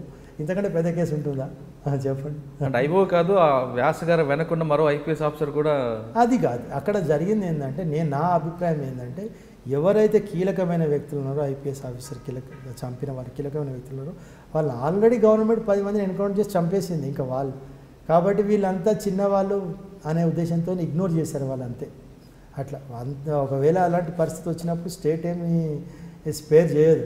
ఒకవేళ వాళ్ళ దాకా వచ్చిందంటే ఖచ్చితంగా స్టేట్ ఇంకా చట్టపరంగా వాళ్ళను శిక్షించాలనే స్థాయి దాకా చూడదు, వాళ్ళే చట్టాన్ని చేతిలోకి తీసుకుంటారు. ఓకే, ఇప్పుడు మొత్తం టోటల్గా తీసుకుంటే ఐఓ ఎక్కడ మిస్టేక్ చేస్తాడో అదే మీకు ప్లస్ పాయింట్ అంటారు. అంటే ఇక్కడ ఐఓ కరెక్ట్గా చేసినప్పటికీ కూడా సాక్షులు చెప్పకపోతే కేసు నిలబడదు. ఐఓ కొంతవరకు కరెక్ట్గానే చేసినప్పటికీ సాక్షులు కోర్టులో సాక్ష్యం చెప్పకపోతే, సాక్ష్యాల ఆధారాలు రుజువులు కోర్టు ముందర ప్రవేశపెట్టినప్పుడు సాక్షి చెప్పకపోతే సాక్షులు చెప్పకుండా కేసు విత్డ్రా అయిపోయిన కేసు గురించి ఒకటి ఎగ్జాంపుల్ నేను చెప్పగలరు. అన్ని కేసుల్లో అదే జరుగుతుంది. ఏ కేసులో కూడా సాక్షులు చెప్పరు. ఇప్పుడు మీరు చెప్పిన ఏ సెన్సేషనల్ కేసులైనా సరే సాక్షులు చెప్పరు. సాక్షులు ఇక్కడ ఏం జరుగుతుందంటే కోర్టులో జడ్జిలు ఒకటే చూస్తుంటారు. 80% ఆఫ్ ద కేసెస్ క్రిమినల్ కేసులు హాస్టైల్ అవుతాయి, విట్నెస్లు చెప్పరు. మిగతా 20% కేసులోనే చెప్తారు. ఒకవేళ పొరపాటున ఎవడన్నా చెప్పాడు అంటే ఏ జడ్జి వదిలిపెట్టాడు వాళ్ళు. ఒక్క సాక్షి కనుక బలంగా చెప్పాడు అంటే జడ్జిలు ఎప్పుడు ఒకటే చూస్తుంటారు, ఏ రకంగా వీనికి శిక్షిద్దామా అని చూస్తుంటారు. వాళ్ళ అవకాశం కోసం ఎదురు చూస్తుంటారు. కానీ అవకాశం దొరికితే ఖచ్చితంగా శిక్షిస్తారు. మరి వాళ్ళు శిక్షించాలంటే సాక్ష్యాల ఆధారాలు కావాలి కదా. మరి సాక్ష్యాల ఆధారాలు లేకుండా జడ్జి కూడా ఏం చేయలేరు కదా. అంటే సాక్షులకి మనం సెక్యూరిటీస్ కరెక్ట్గా వాళ్ళు చెప్పే అవకాశం ఉంటుంది కదా పోలీస్ ఆఫీసర్లు, వాళ్ళు ఎవరు అంటారు. అయితే ఇక్కడ ఇంకొక విషయం కూడా ఏముంటుంది అంటే అసలు వీళ్ళకు ఈ నేరంతో సంబంధం ఉంది అని చెప్పడానికి గ్యారంటీ ఏముంది? పోలీసులు చెప్పిందే తప్ప అసలు వచ్చిన సాక్షులు కూడా వీళ్ళు లేరు ఈ కేసులో, వేరే వాళ్ళను కాపాడడం కోసం వీళ్ళని తీసుకొచ్చి పెట్టారు అని వాళ్ళు భావించినట్టయితే వాళ్ళు చెప్పరు కదా. ఇప్పుడు మీరు ఆయేషా కేసులో ఏం జరిగింది? ఆ తల్లే చెప్తుంది కదా, ఇతను చేయలేదు అని తల్లే చెప్తుంది కదా. అయినా పోలీసులు చేశారని చెప్తున్నారు కదా. కానీ డిఎన్ఏ మాత్రం సత్యంబాబుదని వచ్చింది కదండి డిఎన్ఏ. అయితే ఇది వచ్చింది అంటే ఇది ఏం చేస్తారంటే వీళ్ళని అరెస్ట్ చేసిన తర్వాత డాక్టర్ దగ్గర తీసుకుపోతారు కదా. తీసుకుపోయినప్పుడు అక్కడ బ్లడ్ శాంపుల్ తీసుకుంటారు, డిఎన్ఏ శాంపుల్ తీసుకుంటారు. తీసుకొని మరి వాళ్ళ బట్టల మీద వేసి చేయొచ్చు కదా. చేసి అది ఫోర్సనిక్ రిపోర్ట్కి పంపించి ఇది ఉంది అని చెప్పి చూపించి కోర్టులో సాక్ష్యం చూపించినప్పుడు రుజువైపోతుంది సాక్ష్యం. అంటే డిఎన్ఏ కూడా మనం మ్యానిపులేట్ చేయొచ్చు అంటారు. డిఎన్ఏని కూడా అదే జరుగుతుంది కోర్టులో. అది అడ్వకేట్ దగ్గర ఉంటుంది ఆ తెలివి. అది ఎక్కడి నుంచి శాంపుల్ ఎప్పుడు తీసుకున్నారు అనేది ముఖ్యం. ఇప్పుడు నేరం జరిగినప్పుడు ఆ రోజు అక్కడ శాంపుల్ తీసుకున్న తర్వాత ఎన్ని రోజుల లోపల శాంపుల్ వచ్చిందనేది మనకు కావాలి. అప్పుడు మనం చెప్పొస్తుంది. ఇప్పుడు ఒక అక్యూజ్డ్ను కోర్టులో ప్రొడ్యూస్ చేయడానికంటే ముందు నేరం ఒక 2 రోజులు 3 రోజులు వారం రోజుల ముందు జరిగింది. అప్పుడు తీసుకున్న మీరన్న స్వాబ్స్ ఏవైతే ఉందో ఆ స్వాబ్స్ను ఇమీడియట్గా అక్కడ పంపించారనుకోండి, అప్పుడు అది నిజమని నమ్మొచ్చు. కానీ అక్యూజ్డ్ను అరెస్ట్ చేసిన తర్వాత తీసుకున్నారనుకోండి అంటే అర్థం ఏంటి అంటే అక్యూజ్ని తీసుకున్న అంటే అంతకుముందు లేదు ఇప్పుడే ఇచ్చారు అని అనుకోవచ్చు కదా. అడ్వకేట్ మరి రుజువు చేయాలి ఆ రకంగా. మీరు అదే రోజు స్వాబ్స్ ఇమీడియట్గా పంపించాలి. మీరు ఆన్ ది స్పాట్లో జరిగిన రోజునే స్వాబ్స్ తీసి పంపించి ఆ రిపోర్ట్ కూడా 24 అవర్స్లో మీరు తెప్పించి కోర్టు ముందర పెట్టి అప్పుడు మీరు చేస్తే నేను అతనిది అవునా కాదా చెప్పు. అంటే అరెస్ట్కి ముందు మనం స్వాబ్ తీసుకో డిఎన్ఏ శాంపిల్ తీసుకోవడం క్రైమ్ కదా అవుతుంది. అవును, ఇప్పుడు ఒక క్రైమ్ జరిగిన తర్వాత పోలీస్ ఇన్వెస్టిగేషన్కి వెళ్ళారు, స్వాబ్స్ తీసుకున్నారు. విత్ ఇన్ నో టైంలో రిపోర్ట్ పంపించారు, రిపోర్ట్ తెప్పించుకున్నారు. క్రైమ్ జరిగిన తర్వాత 2 రోజులకో 3 రోజులకో వారం రోజులకో 10 రోజులకో ఇతను దొరుకుతాడు. ఇతను దొరికిన తర్వాత ఇతన్ని కూడా బ్లడ్ శాంపిల్స్ కానీ స్పెర్మ్ కానీ తీసుకుంటారు కదా. తీసుకొని హాస్పిటల్కి పంపిస్తారు. పంపించినప్పుడు రెండింటి మ్యాచ్ చేసి 2 కలిసింది అంటున్నారు. కానీ ఇందులో మనకు కావాల్సింది ఏంటంటే ఫస్ట్ అది పంపించారా లేదా, లేకపోతే దీన్నే తీసుకొచ్చి ఆ బట్టల మీద వేసి చూపించి ఈ రకంగా అంటున్నారా అనేది కూడా కూర్చొని. కాబట్టి ఇది అడ్వకేట్ యొక్క దాని ప్రతిభ మీద ఆధారపడి ఉంటుంది దాన్ని కోర్టు ముందు తీసుకురావడానికి. కాబట్టి ఇది మ్యానిపులేటెడ్ కావచ్చు, కాదు అని చెప్పడానికి లేదు, అట్లా అతనిది అని చెప్పడానికి లేదు. సార్ మీకున్న సర్వీస్లో ఒక మంచి మర్డర్ కేసు అవ్వచ్చు, ఒక రేప్ కేసు అవ్వచ్చు, ఈ 2 కేసులో మీకు మనస్సాక్షి తెలుసు ఖచ్చితంగా వాడే చేశాడని. కానీ మీకు వచ్చిన కేసు క్లయింట్కి న్యాయం చేయాలని ఆ కేసుని నిందితుడిని తప్పించడానికి మీరు ఏవైనా అట్లా కేసులు చేస్తారా, లేదంటే వేరే వాళ్ళు ఎవరైనా చేసి ఈ విధంగా చేయొచ్చా? అంటే ఇక్కడ ఒకటి ఏమవుతుందంటే ప్రొఫెషన్ అన్నప్పుడు డాక్టర్ దగ్గరికి బుల్లెట్ గాయాలతో వచ్చిన వాళ్ళు ఉంటారు, ఇంకో రకమైన జబ్బులతో వచ్చిన వాళ్ళు కూడా ఉంటారు. వాళ్ళని వృత్తి ప్రకారం ఎవరికైనా వాళ్ళని న్యాయం చేస్తారు. మన దగ్గరికి వచ్చి సార్ మీరు నిలబడితే కేసు కొట్టేస్తారు, మాకు నమ్మకం ఉంది చాలు. నయన్ కుమార్ సార్ నిలబడితే కేసు కొట్టేస్తారు, నయన్ కుమార్ నిలబడితే అసలు మాకు న్యాయం జరుగుతుంది అంటే, లేదురా బాబు నాకంత అనుభవం లేదు, నేను జూనియర్ అడ్వకేట్ను, మీరు సీనియర్ మోస్ట్ అడ్వకేట్లు పెద్ద పెద్ద అడ్వకేట్లు ఎంతోమంది ఉన్నారు, వాళ్ళని పెట్టుకొని చేయించుకోండి. మళ్ళీ ఎందుకంటే ఉరిశిక్ష పడుతుంది, లేదంటే లైవ్ పడుతుంది, కాబట్టి సాహసం చేయొద్దు అంటే వాళ్ళకి ఏంటంటే చెప్పాను కదా నేను, ఫెయిత్ మూవ్స్ మౌంటైన్స్, నమ్మకం విశ్వాసం ఉన్న దగ్గర వేరే ఇంకా ఏమీ పని చేయదు. వాళ్ళు ఒకటే అంటారు, నయన్ కుమార్ సార్ అంటే న్యాయానికి శాశ్వత చిరునామా, నయన్ కుమార్ సార్ అంటే ఇన్సాఫ్ వకీల్, మా కోసం డబ్బులు తీసుకోకుండా కొట్లాడుతున్నారు, మీరు నిలబడితే కేసు కొట్టేస్తారని నమ్మకం మాకుంది, మీరు నిలబడండి సార్ అంతే, మిగతా మీకు ఎందుకు అంటే అంత కాన్ఫిడెన్స్ అన్నట్టు వాళ్ళకు. అంటే మీకు కూడా తెలుసు ఆయన నేరం చేశాడని, కానీ వాడు నేరం చేశాడా చేయలేదా అనేది ఇష్యూ కాదు, వాడికి నా మీద ఉన్న నమ్మకం విశ్వాసం, కాబట్టి వాడు నమ్మి మన దగ్గరికి వచ్చినప్పుడు మనం నిలబడ్డాం ఆటోమేటిక్గా. ఇక అడ్వకేట్గా కొంతవరకు మనము మన తెలివిని, మన బుద్ధిని, మన జ్ఞానాన్ని వాని కోసం మనం ఉపయోగిస్తాము. కానీ మెయిన్ కోర్ ఇష్యూస్ ఏవైతే ఉంటాయో ఆ కోర్ ఇష్యూస్ అక్కడ మిస్ అయిపోతే మిగతా వాటిల్లో మనం వాడిని బయట తీసుకురావడం అనేది పెద్ద కష్టమైన విషయం కాదు. అంటే మీ జరిగిన సర్వీస్లో తీసుకుంటే ఒక మంచి కేసు వచ్చింది, కానీ బాధితురాల వైపే మీరు నిలబడి ఎక్యూజ్డ్ మీ దగ్గరకు వచ్చిన వెనక్కి పంపిన కేసులే ఉన్నాయి ఆ విధంగా? అంటే అది చేయకూడదు, ఈ కేసులో వీడికి న్యాయం చేయకూడదు, వీడి పక్క నిలబడకూడదు, ఆ బాధితురాల వైపు నిలబడదాం అన్న అది మనకేంటంటే వాస్తవం అనేది పబ్లిక్ ప్రాసిక్యూటర్కి తెలియదు, అడ్వకేట్కి తెలియదు, జడ్జికి తెలియదు, పోలీస్ ఆఫీసర్కి కూడా తెలియదు. అసలు ఏంటి వాస్తవం అనేది మనకు తెలియదు, వాడు చెప్పేది కూడా మనం నమ్మడానికి లేదు. వాడు క్రిమినల్, మన దగ్గరికి వచ్చేదే క్రైమ్ చేసి వస్తాడు, క్రైమ్ చేసి వచ్చిన వాడు చేయకపోయినా చేసినా అంటాడు, చేసినా కూడా చేయలేదని చెప్తాడు వాడు. కాబట్టి మనం దాన్ని అంత దూరం మనం ఆలోచించాల్సిన అవసరం లేదు. ప్రొఫెషనల్గా ఛార్జ్షీట్లో ఎలా ఉంది కేసు, స్ట్రాంగ్ ఉందా వీక్ ఉందా, స్ట్రాంగ్ ఉంటే బాగా మనం మంచి ప్రిపేర్ అయ్యి వెళ్తాము. వెళ్ళిన తర్వాత ఎవరైనా సాక్షులు చెప్తారా, చెప్తే బాగా క్రాస్ చేస్తాం, చెప్పకపోతే ఏం లేదు. ఛార్జ్షీట్ వీక్గా ఉందంటే ఛార్జ్షీట్ వీక్ ఉంటే అంటే కేసు పోతుందని తెలిసిపోతుంది కదా మనకు. అంటే ఛార్జ్షీట్ వీకా ప్లస్ అనేది మీకు ఎక్కడ తెలుస్తుందండి? పోలీస్ ఇన్వెస్టిగేషన్లో వాళ్ళు సేకరించిన సాక్ష్యాలు, ఆధారాలు, రుజువులు, వాళ్ళు రికార్డ్ చేసిన స్టేట్మెంట్స్ ఇవన్నీ ఎలా ఉన్నాయని చూడగానే మనకు తెలిసిపోతుంది అవన్నీ.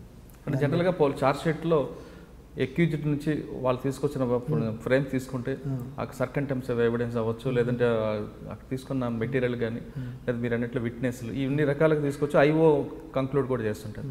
అంటే ఈ ఫ్రేమ్స్లో ఏ ఫ్రేమ్లో మీరు చూసి ఇందులో ఈ కేసు పోతుందని మీరు గెస్ చేయొచ్చు? అంటే ఓవరాల్గా మనకు తెలిసిపోతుంది, మొత్తం ఛార్జ్షీట్ చదవగానే మనకు ఒక ఐడియా వస్తుంది మనకు దీని మీద ఎంతవరకు. జనరల్గా ఐఓలు ఎక్కడ మిస్టేక్ చేస్తుంటారండి? ఎవిడెన్స్ గ్యాదరింగ్లోనా, లేదా సర్కంటెన్స్ ఎవిడెన్స్లోనా, లేదంటే వాడిచ్చిన నోట్లోనా?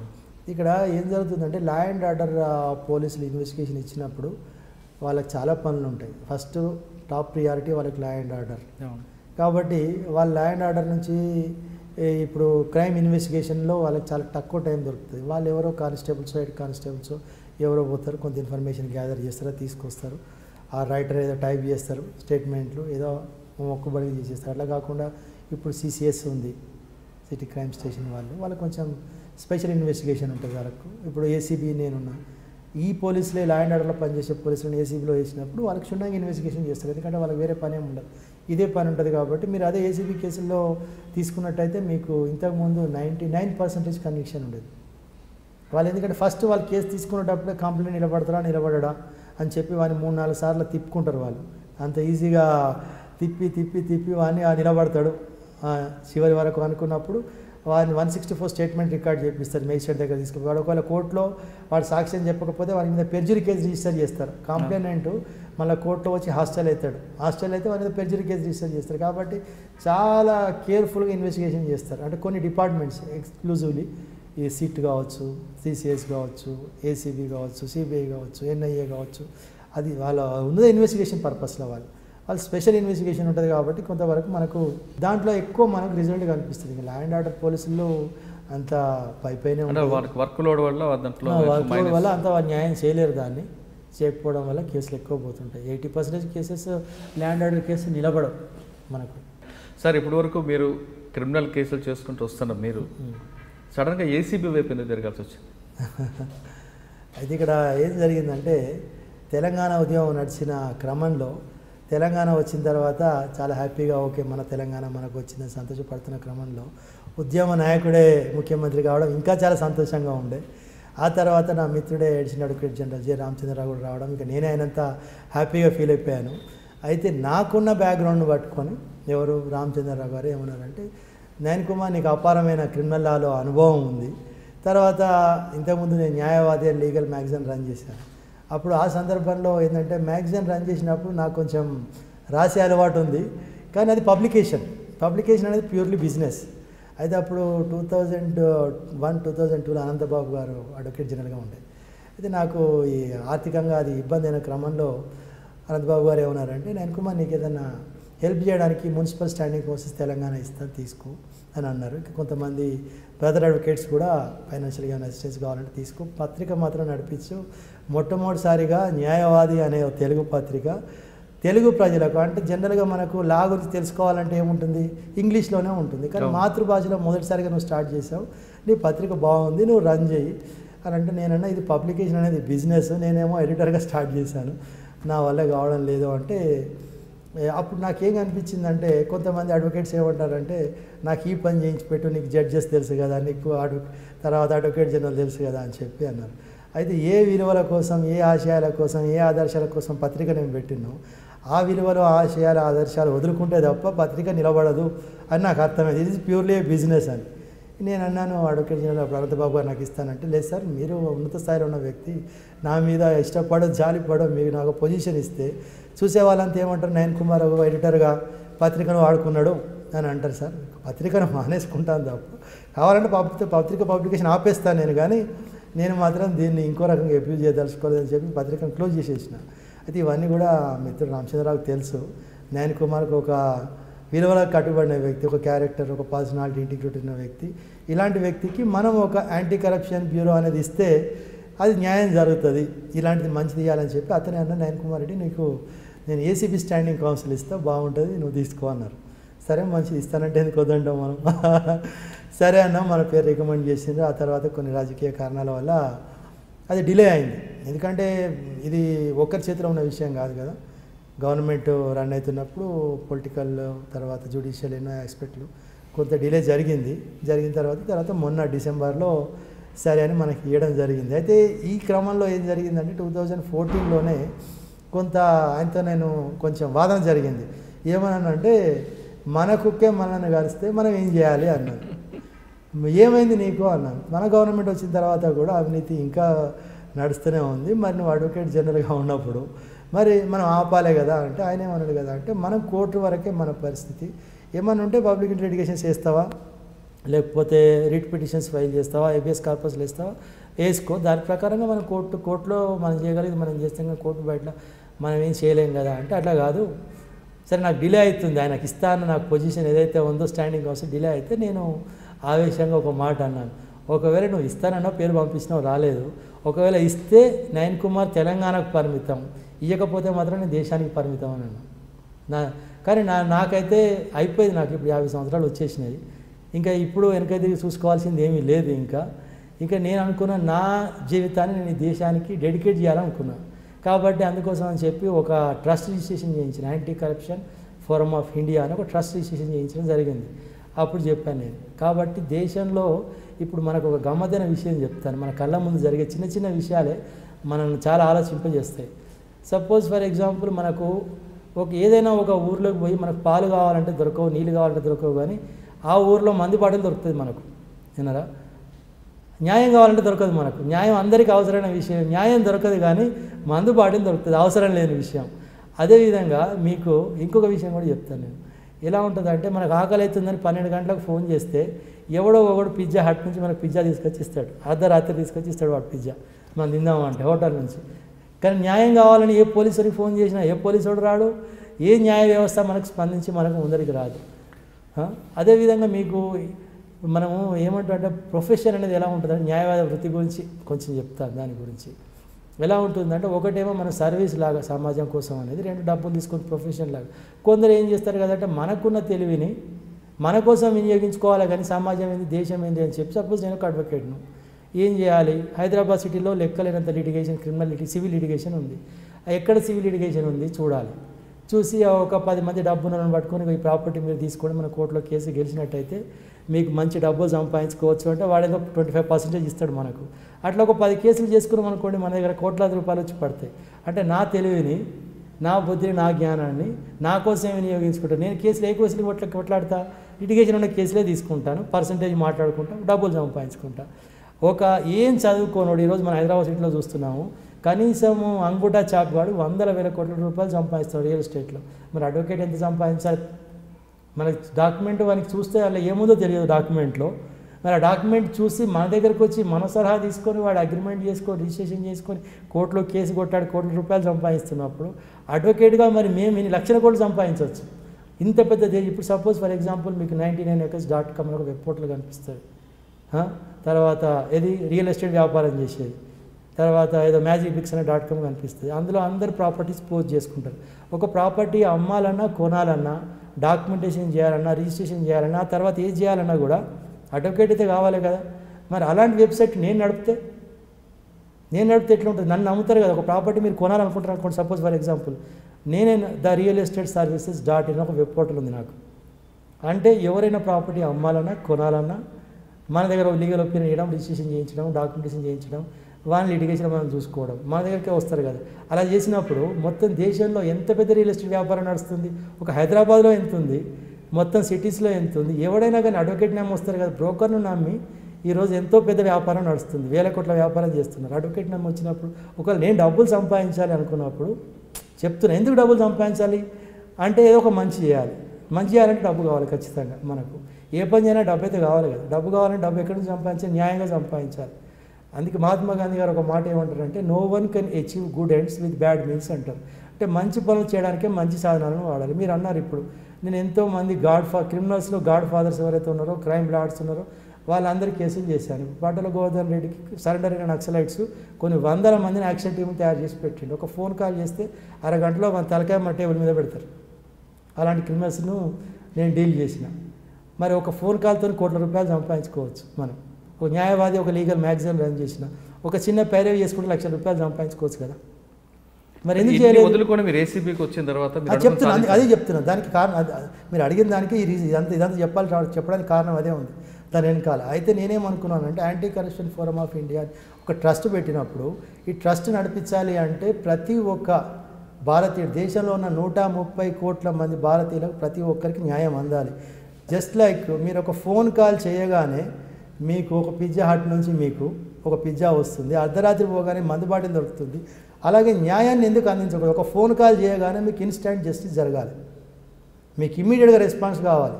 పోలీస్ స్టేషన్ కాదు, నా వైపు నుంచి యాజ్ అడ్వకేట్గా, నేను అడ్వకేట్ని కాబట్టి అడ్వకేట్గా నేను ఏం చేస్తే ఈ దేశ ప్రజలకు అందరికీ న్యాయం చేయగలుగుతా అని ఆలోచనతో ఒక ట్రస్ట్ పెట్టినాం. ట్రస్ట్ నడిపించాలంటే 1,000 కోట్లు కావాలి, 100 కోట్లు కాదు.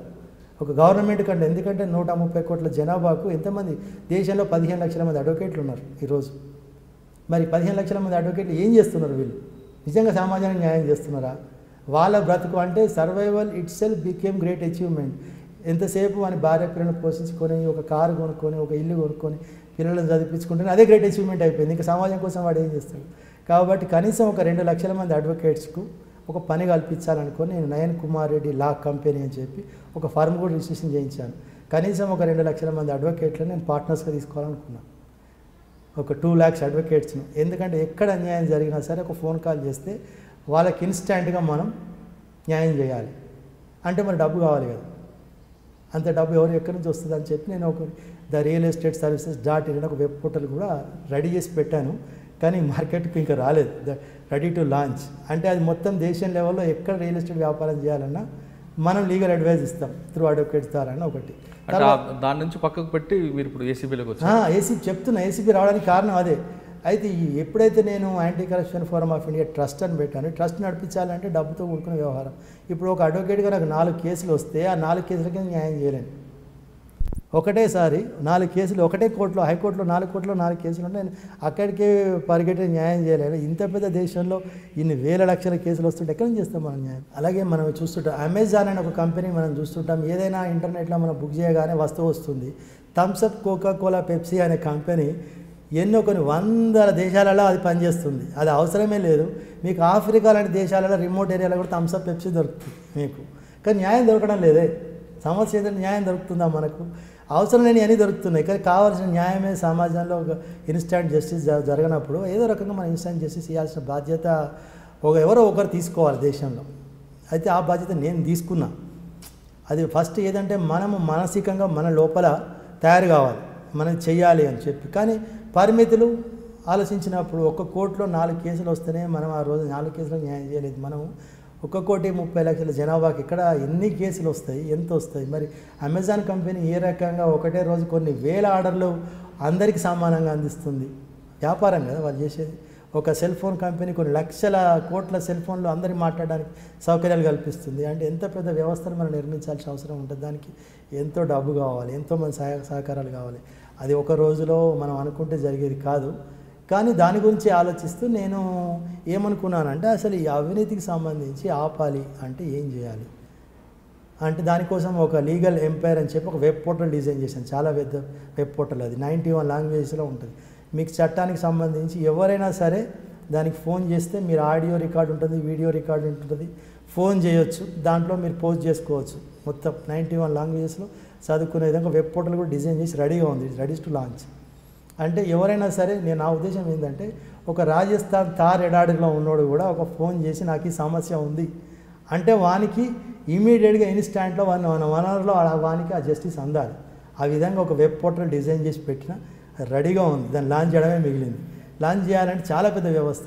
అయితే ఇవన్నీ ఉన్నాయి. ఈ క్రమంలో నేను ఏం చేశానంటే శంఖంలో పోస్తేనే తీర్థం అవుతుంది. నేను ఏదైనా మాట్లాడితే నేను ఒక లాయర్ని కాబట్టి మీరు చెప్తే లాయర్ గారు చెప్పారు, లీడర్ గారు చెప్పారు, ఇది కరెక్టే అంటారు. నేను ఒక ఏసీబీ స్టాండింగ్ కౌన్సిల్గా ఇప్పుడు తెలంగాణ గవర్నమెంట్లో పనిచేస్తున్నా. ఇది ఒక బాధ్యతాయుతమైన ఉద్యోగం మనకు. కోర్టులో ఏసీబీ పోలీసులు మా దగ్గర చాలా బాగా పనిచేస్తారు. ఏసీబీ తర్వాత జడ్జెస్ కూడా హానెస్ట్ జడ్జెస్నే వేస్తారు. హైకోర్టులో కానీ, కింది కోర్టులో కానీ, పబ్లిక్ ప్రాసిక్యూటర్స్ కానీ. మీకు వేరే డిపార్ట్మెంట్స్ కంటే ఏసీబీలో you will see 100% honesty. There are some exceptions ఉంటే ఉండొచ్చు, కానీ హానెస్టీ ఉన్న వాళ్ళకే ఇస్తారు, వేరే వాళ్ళకి ఇవ్వరు. సరే, గవర్నమెంట్ అని సెలెక్ట్ చేసుకున్నది. మనకిచ్చే జీతం 50,000 రూపాయలే యాక్చువల్గా. కానీ జీతం కోసం కాదు, మన దేశం కోసం పనిచేస్తున్నాం కాబట్టి రాత్రి పగలు కష్టపడి మనం ఏసీబీలో కన్విక్షన్ వచ్చేటట్టుగా ప్రజల పక్షాన. ఇది గమ్మతైన ఉద్యోగం ఏంటంటే ఒకవేళ జీపీ ఫర్ రెవెన్యూ తీసుకుంటే నేను గవర్నమెంట్లో ఆ రెవెన్యూ ఆఫీసర్ తప్పు చేస్తే వాడు తప్పు చేయలేదని చెప్పి నేను వాదించాలి కోర్టులో, ఎందుకంటే గవర్నమెంట్ పక్షాన. ఇదే గవర్నమెంట్లో నేనంటూ ఒక ప్రభుత్వ అధికారి లంచం తీసుకుంటే ఆ అధికారికి వ్యతిరేకంగా వాదిస్తున్నా, అంటే ప్రజల పక్షాన వాదిస్తున్నా. ప్రభుత్వంలో ఉండి ప్రజల పక్షాన అవినీతి పరులకు వ్యతిరేకంగా నేను వాదిస్తున్నా. అంటే మానసికంగా మీరు అన్నారు చూసినా ఒక క్రిమినల్స్కు మీరు చేయడానికి మీ కాన్షియస్ ఎలా పర్మిట్ చేస్తుంది అన్నట్టుగా. ఇక్కడ ఇప్పుడు మనకు ఏసీబీలో మనం హ్యాపీగా పనిచేసుకోవచ్చు, కాన్షియస్తో పనిచేయచ్చు. ఎందుకంటే మన అవినీతి పరులకు వ్యతిరేకంగానే శిక్షలు వేపిస్తున్నాం, అది కూడా ప్రభుత్వాధికారులకు వ్యతిరేకంగా. కాబట్టి మనకి ఇక్కడ ఈ డిపార్ట్మెంట్లో మాకున్న ఒక అడ్వాంటేజ్ ఏంటంటే ఎలాంటి ఒత్తిడిలు ఉండవు, ఎక్కడి నుంచి కూడా చాలా ఫ్రీడమ్ ఉంటుంది. ఇంకా వేరే డిపార్ట్మెంట్లో అయితే ఫోన్ చేస్తారు కావచ్చు, మినిస్టర్ వాడో వీడో అని, ఎవరి నుంచి మాకు ఏ ప్రెషర్స్ ఉండేవి. ఇప్పుడు డిసెంబర్లో మీరు ఛార్జ్ తీసుకున్న తర్వాత నేటి వరకు ఎలాంటి కేసులు వచ్చాయి మీరు? ఇప్పుడు చాలా వరకు మాకు 2006లో కన్విక్షన్ అయినా అప్పీల్స్ వచ్చినాయి, అప్పీల్ మ్యాటర్స్ నడుస్తున్నాయి. తర్వాత కింది కోర్టులో శిక్షలు పడితే అప్పీల్స్ వస్తుంటాయి. కొన్ని క్వాష్ పిటిషన్స్, తర్వాత బెయిల్ పిటిషన్స్, రివిజన్ పిటిషన్స్ రకరకాలుగా కోర్టులో జరిగేవి వస్తున్నాయి. అంటే నేను అంటే ఓటుకు నోటు కేసు ఎంతవరకు వచ్చింది? అది ట్రయల్ కోర్టులో ఉంది, అది నా హైకోర్టు పరిధిలో లేదు. అది నా ఇంకా నేను వచ్చిన తర్వాత అది ఇంకా రాలేదు. అయితే నాకేంటంటే ఏసీబీ నేను ప్రత్యేకంగా తీసుకోవడానికి ఏంటంటే నాకు ఒక లక్ష్యం ఉంది, ఒక ఆశయం ఉంది. కాబట్టి నా లక్ష్యానికి నా ఆశయానికి ఇది నేను చేస్తే ఇంకా ఈజీగా ఉంటుంది, బాగుంటుంది ముందర భవిష్యత్తు. ఏసీబీలో ట్రాప్ కేసుల్లో శిక్ష పడ్డ విధంగా ఆదాయం నుంచి అక్రమాస్తులు కేసులు, డిఏ కేసులు ఎందుకు అవి ఫెయిల్ అవుతుంది? అయితే మీరు అనుకునే పర్సెప్షన్లో యాజ్ ఏ పబ్లిక్ ప్రాసిక్యూటర్గా నేను దాన్ని విభేదిస్తాను. డిఏ కేసులో కూడా చాలా కేసులో కన్విక్షన్ వస్తుంది. ఒకవేళ ఎక్విటల్ వస్తుంది అంటే దానికి ఒక్కటే రీజన్ ఏముంటుందంటే ఏ రోజైతే ఇన్వెస్టిగేషన్ ఆఫీసర్స్ వాళ్ళ ఆస్తికి సంబంధించి ఒక చార్ట్ తయారు చేస్తారు, ఇస్తారు వాళ్ళు, దాని ప్రకారంగా ఛార్జ్ షీట్ వేస్తారు. ఆ తర్వాత అతను ఏమంటాడంటే మా కూతురు సంపాదించిందనో, మా అల్లుడు సంపాదించడనో, మా కొడుకు సంపాదించిన దీంట్లో యాడ్ చేయలేదు, యాడ్ చేసినట్టు నేను ఆ డబ్బులతో నేను ఇక్కడ కొన్నాను అని చెప్పి వాళ్ళు రకరకాల సాక్ష్యాలను తీసుకొచ్చి కోర్టు ముందర చూపించడం వల్ల సో ఇది ఆదాయానికి మించిన ఆస్తి కాదు, ఆల్రెడీ వాళ్ళ కొడుకు అమెరికాలో ఎక్కడో ఉన్నాడు, ఆయన కోట్ల రూపాయలు పంపిస్తే నేను ఇక్కడ ప్లాట్లు కొన్నాను, ఆ ప్లాట్ వాల్యూ ఇప్పుడు ఆ రోజు కొన్నప్పుడు 1,000 రూపాయల గజం, ఇప్పుడు 50,000 రూపాయల గజం అయింది, ఇప్పుడు వీళ్ళు 50,000 చూపిస్తున్నారు. కానీ అది వాళ్ళు అని ఆ రకంగా వాళ్ళు కొన్ని ఆధారాలను సాక్ష్యాలను ముందర తీసుకొస్తారు. కాబట్టి ఆ సందర్భాలలో కొన్ని కేసులు వీగిపోయే అవకాశం ఉంది, అంతే తప్ప అదర్వైజ్ బాగానే వస్తున్నాయి. ఓకే, ఏసీబీలో మీరు వచ్చారు, మీరు అనుకున్న మీరు మీ సెల్ఫ్ కాన్ఫిడెన్స్ కోసం పనిచేయడం బాగానే ఉంది. ఇంకా ఫైనల్గా 2 క్వశ్చన్స్ చెప్పండి. ఒకటి, న్యాయ వ్యవస్థ మీద సామాన్యుడికి గౌరవం పెరగాలంటే, ఇంకా పెరగాలంటే మీరు ఇచ్చే ఆన్సర్ ఒకటి. రెండోది, ఈ లా డిపార్ట్మెంట్లోకి వచ్చే వాళ్ళు యంగ్ లీడర్స్ అడ్వకేట్స్కి మీరు ఇచ్చే మెసేజ్. ఇక్కడ ఒక విషయం ఏం జరుగుతుంది అంటే, మన డెమోక్రసీలో, పార్లమెంటరీ డెమోక్రసీలో పొలిటీషియన్స్ ఫస్ట్ ఏం చేశారంటే, ఎలాగో పవర్ను రిటైన్ చేసుకోవడానికో ఉన్న పవర్ను రీగెయిన్ చేసుకోవడానికో ప్రజలను అవినీతి పరులుగా మార్చేసిండ్రు. ప్రజలు ఇప్పుడు అవినీతి పరులుగా మారిపోయారు. మేము డబ్బులు ఇస్తే తప్ప, తాగిపిస్తే తప్ప ఓట్లు వేయమనే పరిస్థితికి వాళ్ళు వచ్చింది. ఇది ఇప్పుడు ఇప్పుడు ప్రజలు కూడా అవినీతి పరులు అయిపోయారు మొత్తం. ఇంకెవరిని మనము రాజకీయ నాయకులను కూడా మనం తిట్టే పరిస్థితి లేదు, ఎందుకంటే ప్రజలు అవినీతి పరులు అయిపోయినాయి. కాబట్టి ఇప్పుడున్న ఈ వ్యవస్థలో రాజకీయ నాయకుడు వాళ్ళ యొక్క దాన్ని ఏమంటారు ఆధిపత్యాన్ని నిలబెట్టుకోవాలి అనుకున్నప్పుడు న్యాయ వ్యవస్థలో జడ్జెస్ ఉండాలి. ఇప్పుడు ఎంతమంది జడ్జెస్ హైకోర్టులో ఉండాలో అంతకు సగం మంది జడ్జెస్ ఉన్నారు. కింది కోర్టులో కూడా అలాగే జడ్జెస్ లేరు. తర్వాత పోలీస్ డిపార్ట్మెంట్లో తీసుకున్న పోలీసులు అంతమంది, ఎందుకంటే లా అండ్ ఆర్డర్ పోలీసుల్లో ఎంతమంది పోలీసులు ఉండాలో అంతమంది పోలీసులు లేరు, ఎంతమంది న్యాయమూర్తులు ఉండాలో అంతమంది న్యాయమూర్తులు లేరు, ఎన్ని కోర్టులు ఉండాలో అన్ని కోర్టులు లేవు. కాబట్టి ఇన్స్టెంట్ జస్టిస్గా అనే విషయాన్ని పక్కకు పెడితే సత్వర న్యాయం జరగడానికి అవకాశాలు తక్కువ ఉన్నాయి. కాబట్టి ఇక్కడ ప్రభుత్వమే చొరవ తీసుకొని ఎక్కువ మంది న్యాయమూర్తులను అపాయింట్ చేయడము, ఎక్కువ కోర్టులను ఏర్పాటు చేయడము, పోలీసులను కూడా ఇప్పుడున్న పోలీస్ వ్యవస్థను ఇంకా పెంచాల్సిన అవసరం ఉంది. అలా చేయడం వల్ల మనకేంటంటే కొంచెం జస్టిస్ అనేది తొందరగా జరుగుతుంది అనే నమ్మకం కలిగితే ప్రజలు కూడా తొందరగా కోర్టును ఆశ్రయిస్తారు, పోలీస్ స్టేషన్కి పోవడం కానీ జరుగుతుంది. అయితే ఇప్పుడు ఇంతకుముందులాగా ఇప్పుడు లేదు. ఇంతకుముందు మనము నక్సలైట్ వ్యవస్థ ఉండేది గ్రామాలలో. ఏంటంటే భూస్వాములు అన్యాయం చేస్తారని చెప్పి అగ్రవర్ణాలకు సంబంధించిన వాళ్ళే నక్సలైట్లో చేరి అగ్రవర్ణాల వాళ్ళని చంపేసిండ్రు. మళ్ళీ వాళ్ళని చంపిన పోలీసులు అగ్రవర్ణాల వాళ్ళే. అయితే ఇప్పుడు ఏమైపోయింది, నక్సలిజం అనేది లేకుండా పోయింది. ఊళ్ళల్లో ఆ చైతన్యం వచ్చింది, ఊళ్ళలో చాలా చైతన్యం వచ్చింది. కాబట్టి అక్కడ కూడా సమాంతర వ్యవస్థ, ఒక నక్సలిజం లేదు, సమాంతర వ్యవస్థ తర్వాత పోలీసులు దగ్గరికి పోతే మనకు న్యాయం జరగకపోతే రౌడీల దగ్గరకో గుండాల దగ్గరకో పోతారు. ఇప్పుడు ఆ రౌడీలు లేరు, గుండాలు లేరు, నక్సలైట్లు లేరు, ఎవరు లేరు. ఇప్పుడు ఏంది వ్యవస్థ మొత్తం పోలీసుల మీద, కోర్టు మీద ఆధారపడే ఒక చట్టపరమైన వ్యవస్థ ఇప్పుడు నడుస్తుంది. దీన్ని ఇంత ఎఫెక్టివ్గా మనం ముందుకు తీసుకుపోవాలని ఇంకా పెంచాలి వీళ్ళని సాక్ష్యం. అయితే ఇంకోటి ఏంటంటే అడ్వకేట్స్గా ఇప్పుడు చెప్పాలి అంటే భారతదేశం అనేది అడ్వకేట్లకు it is a paradise for advocates. చాలామంది మేము వచ్చినప్పుడు 91 ప్రొఫెషన్కి వచ్చాను, ఇప్పుడైతే చాలామంది అడ్వకేట్స్ ఎవరు రావడం లేదు, ప్రొఫెషన్కు ఇష్టపడడం లేదు. ఎందుకంటే చాలా రిస్క్తో కూడుకున్న ప్రొఫెషన్. రాగానే ఫస్ట్ అయితే సర్వైవల్ అయితే మోస్ట్ ఇంపార్టెంట్. ఒక 20 సంవత్సరాలకు కోర్టుకు వచ్చిన తర్వాత అడ్వకేట్కు వానికి మినిమం బేసిక్ ఇన్కమ్ లేకుండా ఎంతకాలం నిలబడతాడు? ఇక్కడ నిలబడలేడు కదా, సొంతంగా వెనకాల బ్యాక్గ్రౌండ్ ఉంటే తప్ప. అలాంటి పరిస్థితులలో ఇప్పుడు న్యాయ వ్యవస్థలోకి వచ్చే వాళ్ళు, కొత్తగా వచ్చే అడ్వకేట్స్కి మీరు ఇచ్చే అడ్వైస్ చెప్పండి. అదే నేను ఏమంటున్నానంటే, ఫస్ట్ గవర్నమెంట్ ఏదైనా కొంత స్టైఫండ్ లాగా ఇవ్వాలి. ప్రస్తుతం ఈ న్యాయ వ్యవస్థను నమ్ముకొని వచ్చినప్పుడు అడ్వకేట్స్కి ప్రాక్టీస్ ఉంటుంది కాబట్టి జూనియర్ అడ్వకేట్స్కు వాళ్ళకి ఎంతో కొంత స్టైఫండ్ అంటూ ఇచ్చి, లీగల్ ఎయిడ్ కేసెస్ ఉంటాయి కొన్ని గవర్నమెంట్ తరఫు నుంచి, ఆ లీగల్ ఎయిడ్ కేసులు వాళ్ళకి అటాచ్ చేసి కనీసం ఒక 5,000 10,000 నెలకు, కనీసం 2 సంవత్సరాల వరకన్నా వాడు ప్రొఫెషన్ నిలదొక్కుంటే విధంగా ఉండాలి. కాకపోతే ఏంటంటే ఈ ప్రొఫెషన్ ఒక ప్యాషన్ ఉండాలి. ఈ న్యాయవాద వృత్తికి రావాలి అంటే ఒక ప్యాషన్ ఉండాలి వానికి, ఒక జీల్, ఒక ఎంతూజియాజంతో వాడు ముందరికి వస్తే నిలబడగలుగుతారు. అయితే కొందరికి అవకాశాలు ఎలా ఉంటాయి అంటే పొలిటికల్గానో, సోషల్గానో, తర్వాత ఫ్యామిలీ బ్యాక్గ్రౌండ్ పరంగానో కేసులు ఉంటాయి. కానీ ఏ ఫ్యామిలీ బ్యాక్గ్రౌండ్ లేకుండా వచ్చిన వాళ్ళు కూడా కొందరు ఉంటారు. వాళ్ళు నిలదొక్కోవాలంటే చాలా కష్టమైన విషయం, అంత ఆషామాషి విషయం కాదు. మనమే సమస్య ఎక్కడుందో, న్యాయవాదులు సమస్య ఎక్కడుందో అడ్వకేట్ అక్కడికి పోవాలి, సమస్య దగ్గరికే మనం పోవాలి, ఆ సమస్య ఏంటో తెలుసుకోవాలి, ఆ సమస్యకు పరిష్కారం చట్టపరంగా ఖచ్చితంగా ఉన్నది. దానికి సంబంధించిన ప్రభుత్వ అధికారులకు రిప్రజెంటేషన్స్ ఇవ్వడము, ఆడ కేసులు ఫైల్ చేయడం, హైకోర్టు రిట్స్ ఫైల్ చేయడం, ఇలా చేయడం వల్ల మనకేంటంటే అడ్వకేట్స్కి కూడా సమాజంలో ఒక గౌరవం దక్కుతుంది, వాళ్ళకు ఉపాధి దక్కుతుంది. కానీ నా అనుభవం మేరకు చాలా వరకు ఇక్కడ కూడా అడ్వకేట్స్లో అంత క్యారెక్టర్ ఇంటిగ్రిటీ నిలబెట్టుకొని కొంతమంది అడ్వకేట్స్ కారణంగా మొత్తం వ్యవస్థ కూడా ఏ వృత్తిని తీసుకున్నా, డాక్టర్స్ తీసుకున్నా, లాయర్స్ని తీసుకున్నా, చార్టర్డ్ అకౌంటెంట్స్ తీసుకున్నా, ప్రతిదీ జర్నలిజం తీసుకున్నా కూడా కొన్ని బ్లాక్ షిప్స్ అనేటివి ఉంటాయి అక్కడ. ఒక పైరవికారులు, బ్రోకర్లు, రకరకాల వ్యక్తులు అందులో ప్రవేశించి ఆ వ్యవస్థ కొంత కలంకితం చేస్తున్నారు. అయితే మంచి వాళ్ళు ఎవరైతే ఉంటారో వాళ్ళని ప్రోత్సహించడానికి మంచి వాళ్ళు కూడా ఉన్నారు. వాళ్ళందరినీ వాడుకొని సరిగా చేసుకుంటే బాగుంటుందని నా ఉద్దేశం. ఓకే, కొత్తగా న్యాయ వ్యవస్థలోకి వచ్చే నల్లకోట వేసుకోవాలనుకుని ఎవరైనా సరే ముందు సర్వీస్ మోటుతో రావాలి, సమస్య ఎక్కడుందో అక్కడికి వెళ్ళాలని నయన్ కుమార్ గారు చెప్తున్నారు. అతను చెప్తుంది చాలా ఖచ్చితంగా ఉంది. ఎందుకంటే బాధితులు ఎక్కడున్నారో అక్కడే వారి దగ్గర వెళ్ళి వాళ్ళ ఇంటి ముందు నిల్చొని వాళ్ళ సమస్య విని వాళ్ళకి సంబంధించిన పిల్ వేసి వాళ్ళకి న్యాయం చేకూరిస్తే ఖచ్చితంగా వాళ్ళ గుండెల్లో ఆ అడ్వకేట్కి, ఆ నల్లకోటుకి అందరికీ హుందాతనం ఉంటుంది అనేది అతను మాట్లాడిపోతుంది. ఇకపై లా డిపార్ట్మెంట్లోకి వచ్చే ఎవరైనా అడ్వకేట్స్ ఖచ్చితంగా నయన్ కుమార్ గారు చెప్తున్నట్లుగా క్రిమినల్గా బిజినెస్ మ్యాన్గా కాకుండా ఫస్ట్ ప్రొఫెషనల్గా సర్వీస్ మోటోగా ఉంటే న్యాయ వ్యవస్థ మీద ఇప్పుడు ఉన్న నమ్మకానికి మరింత నమ్మకాన్ని చేకూర్చేవారు అవుతారనేది అతని మాటల్లో అర్థమవుతుంది. ఇది ఈ వారం నయన్ కుమార్ గారితో ఎక్స్క్లూజివ్ ఇంటర్వ్యూ.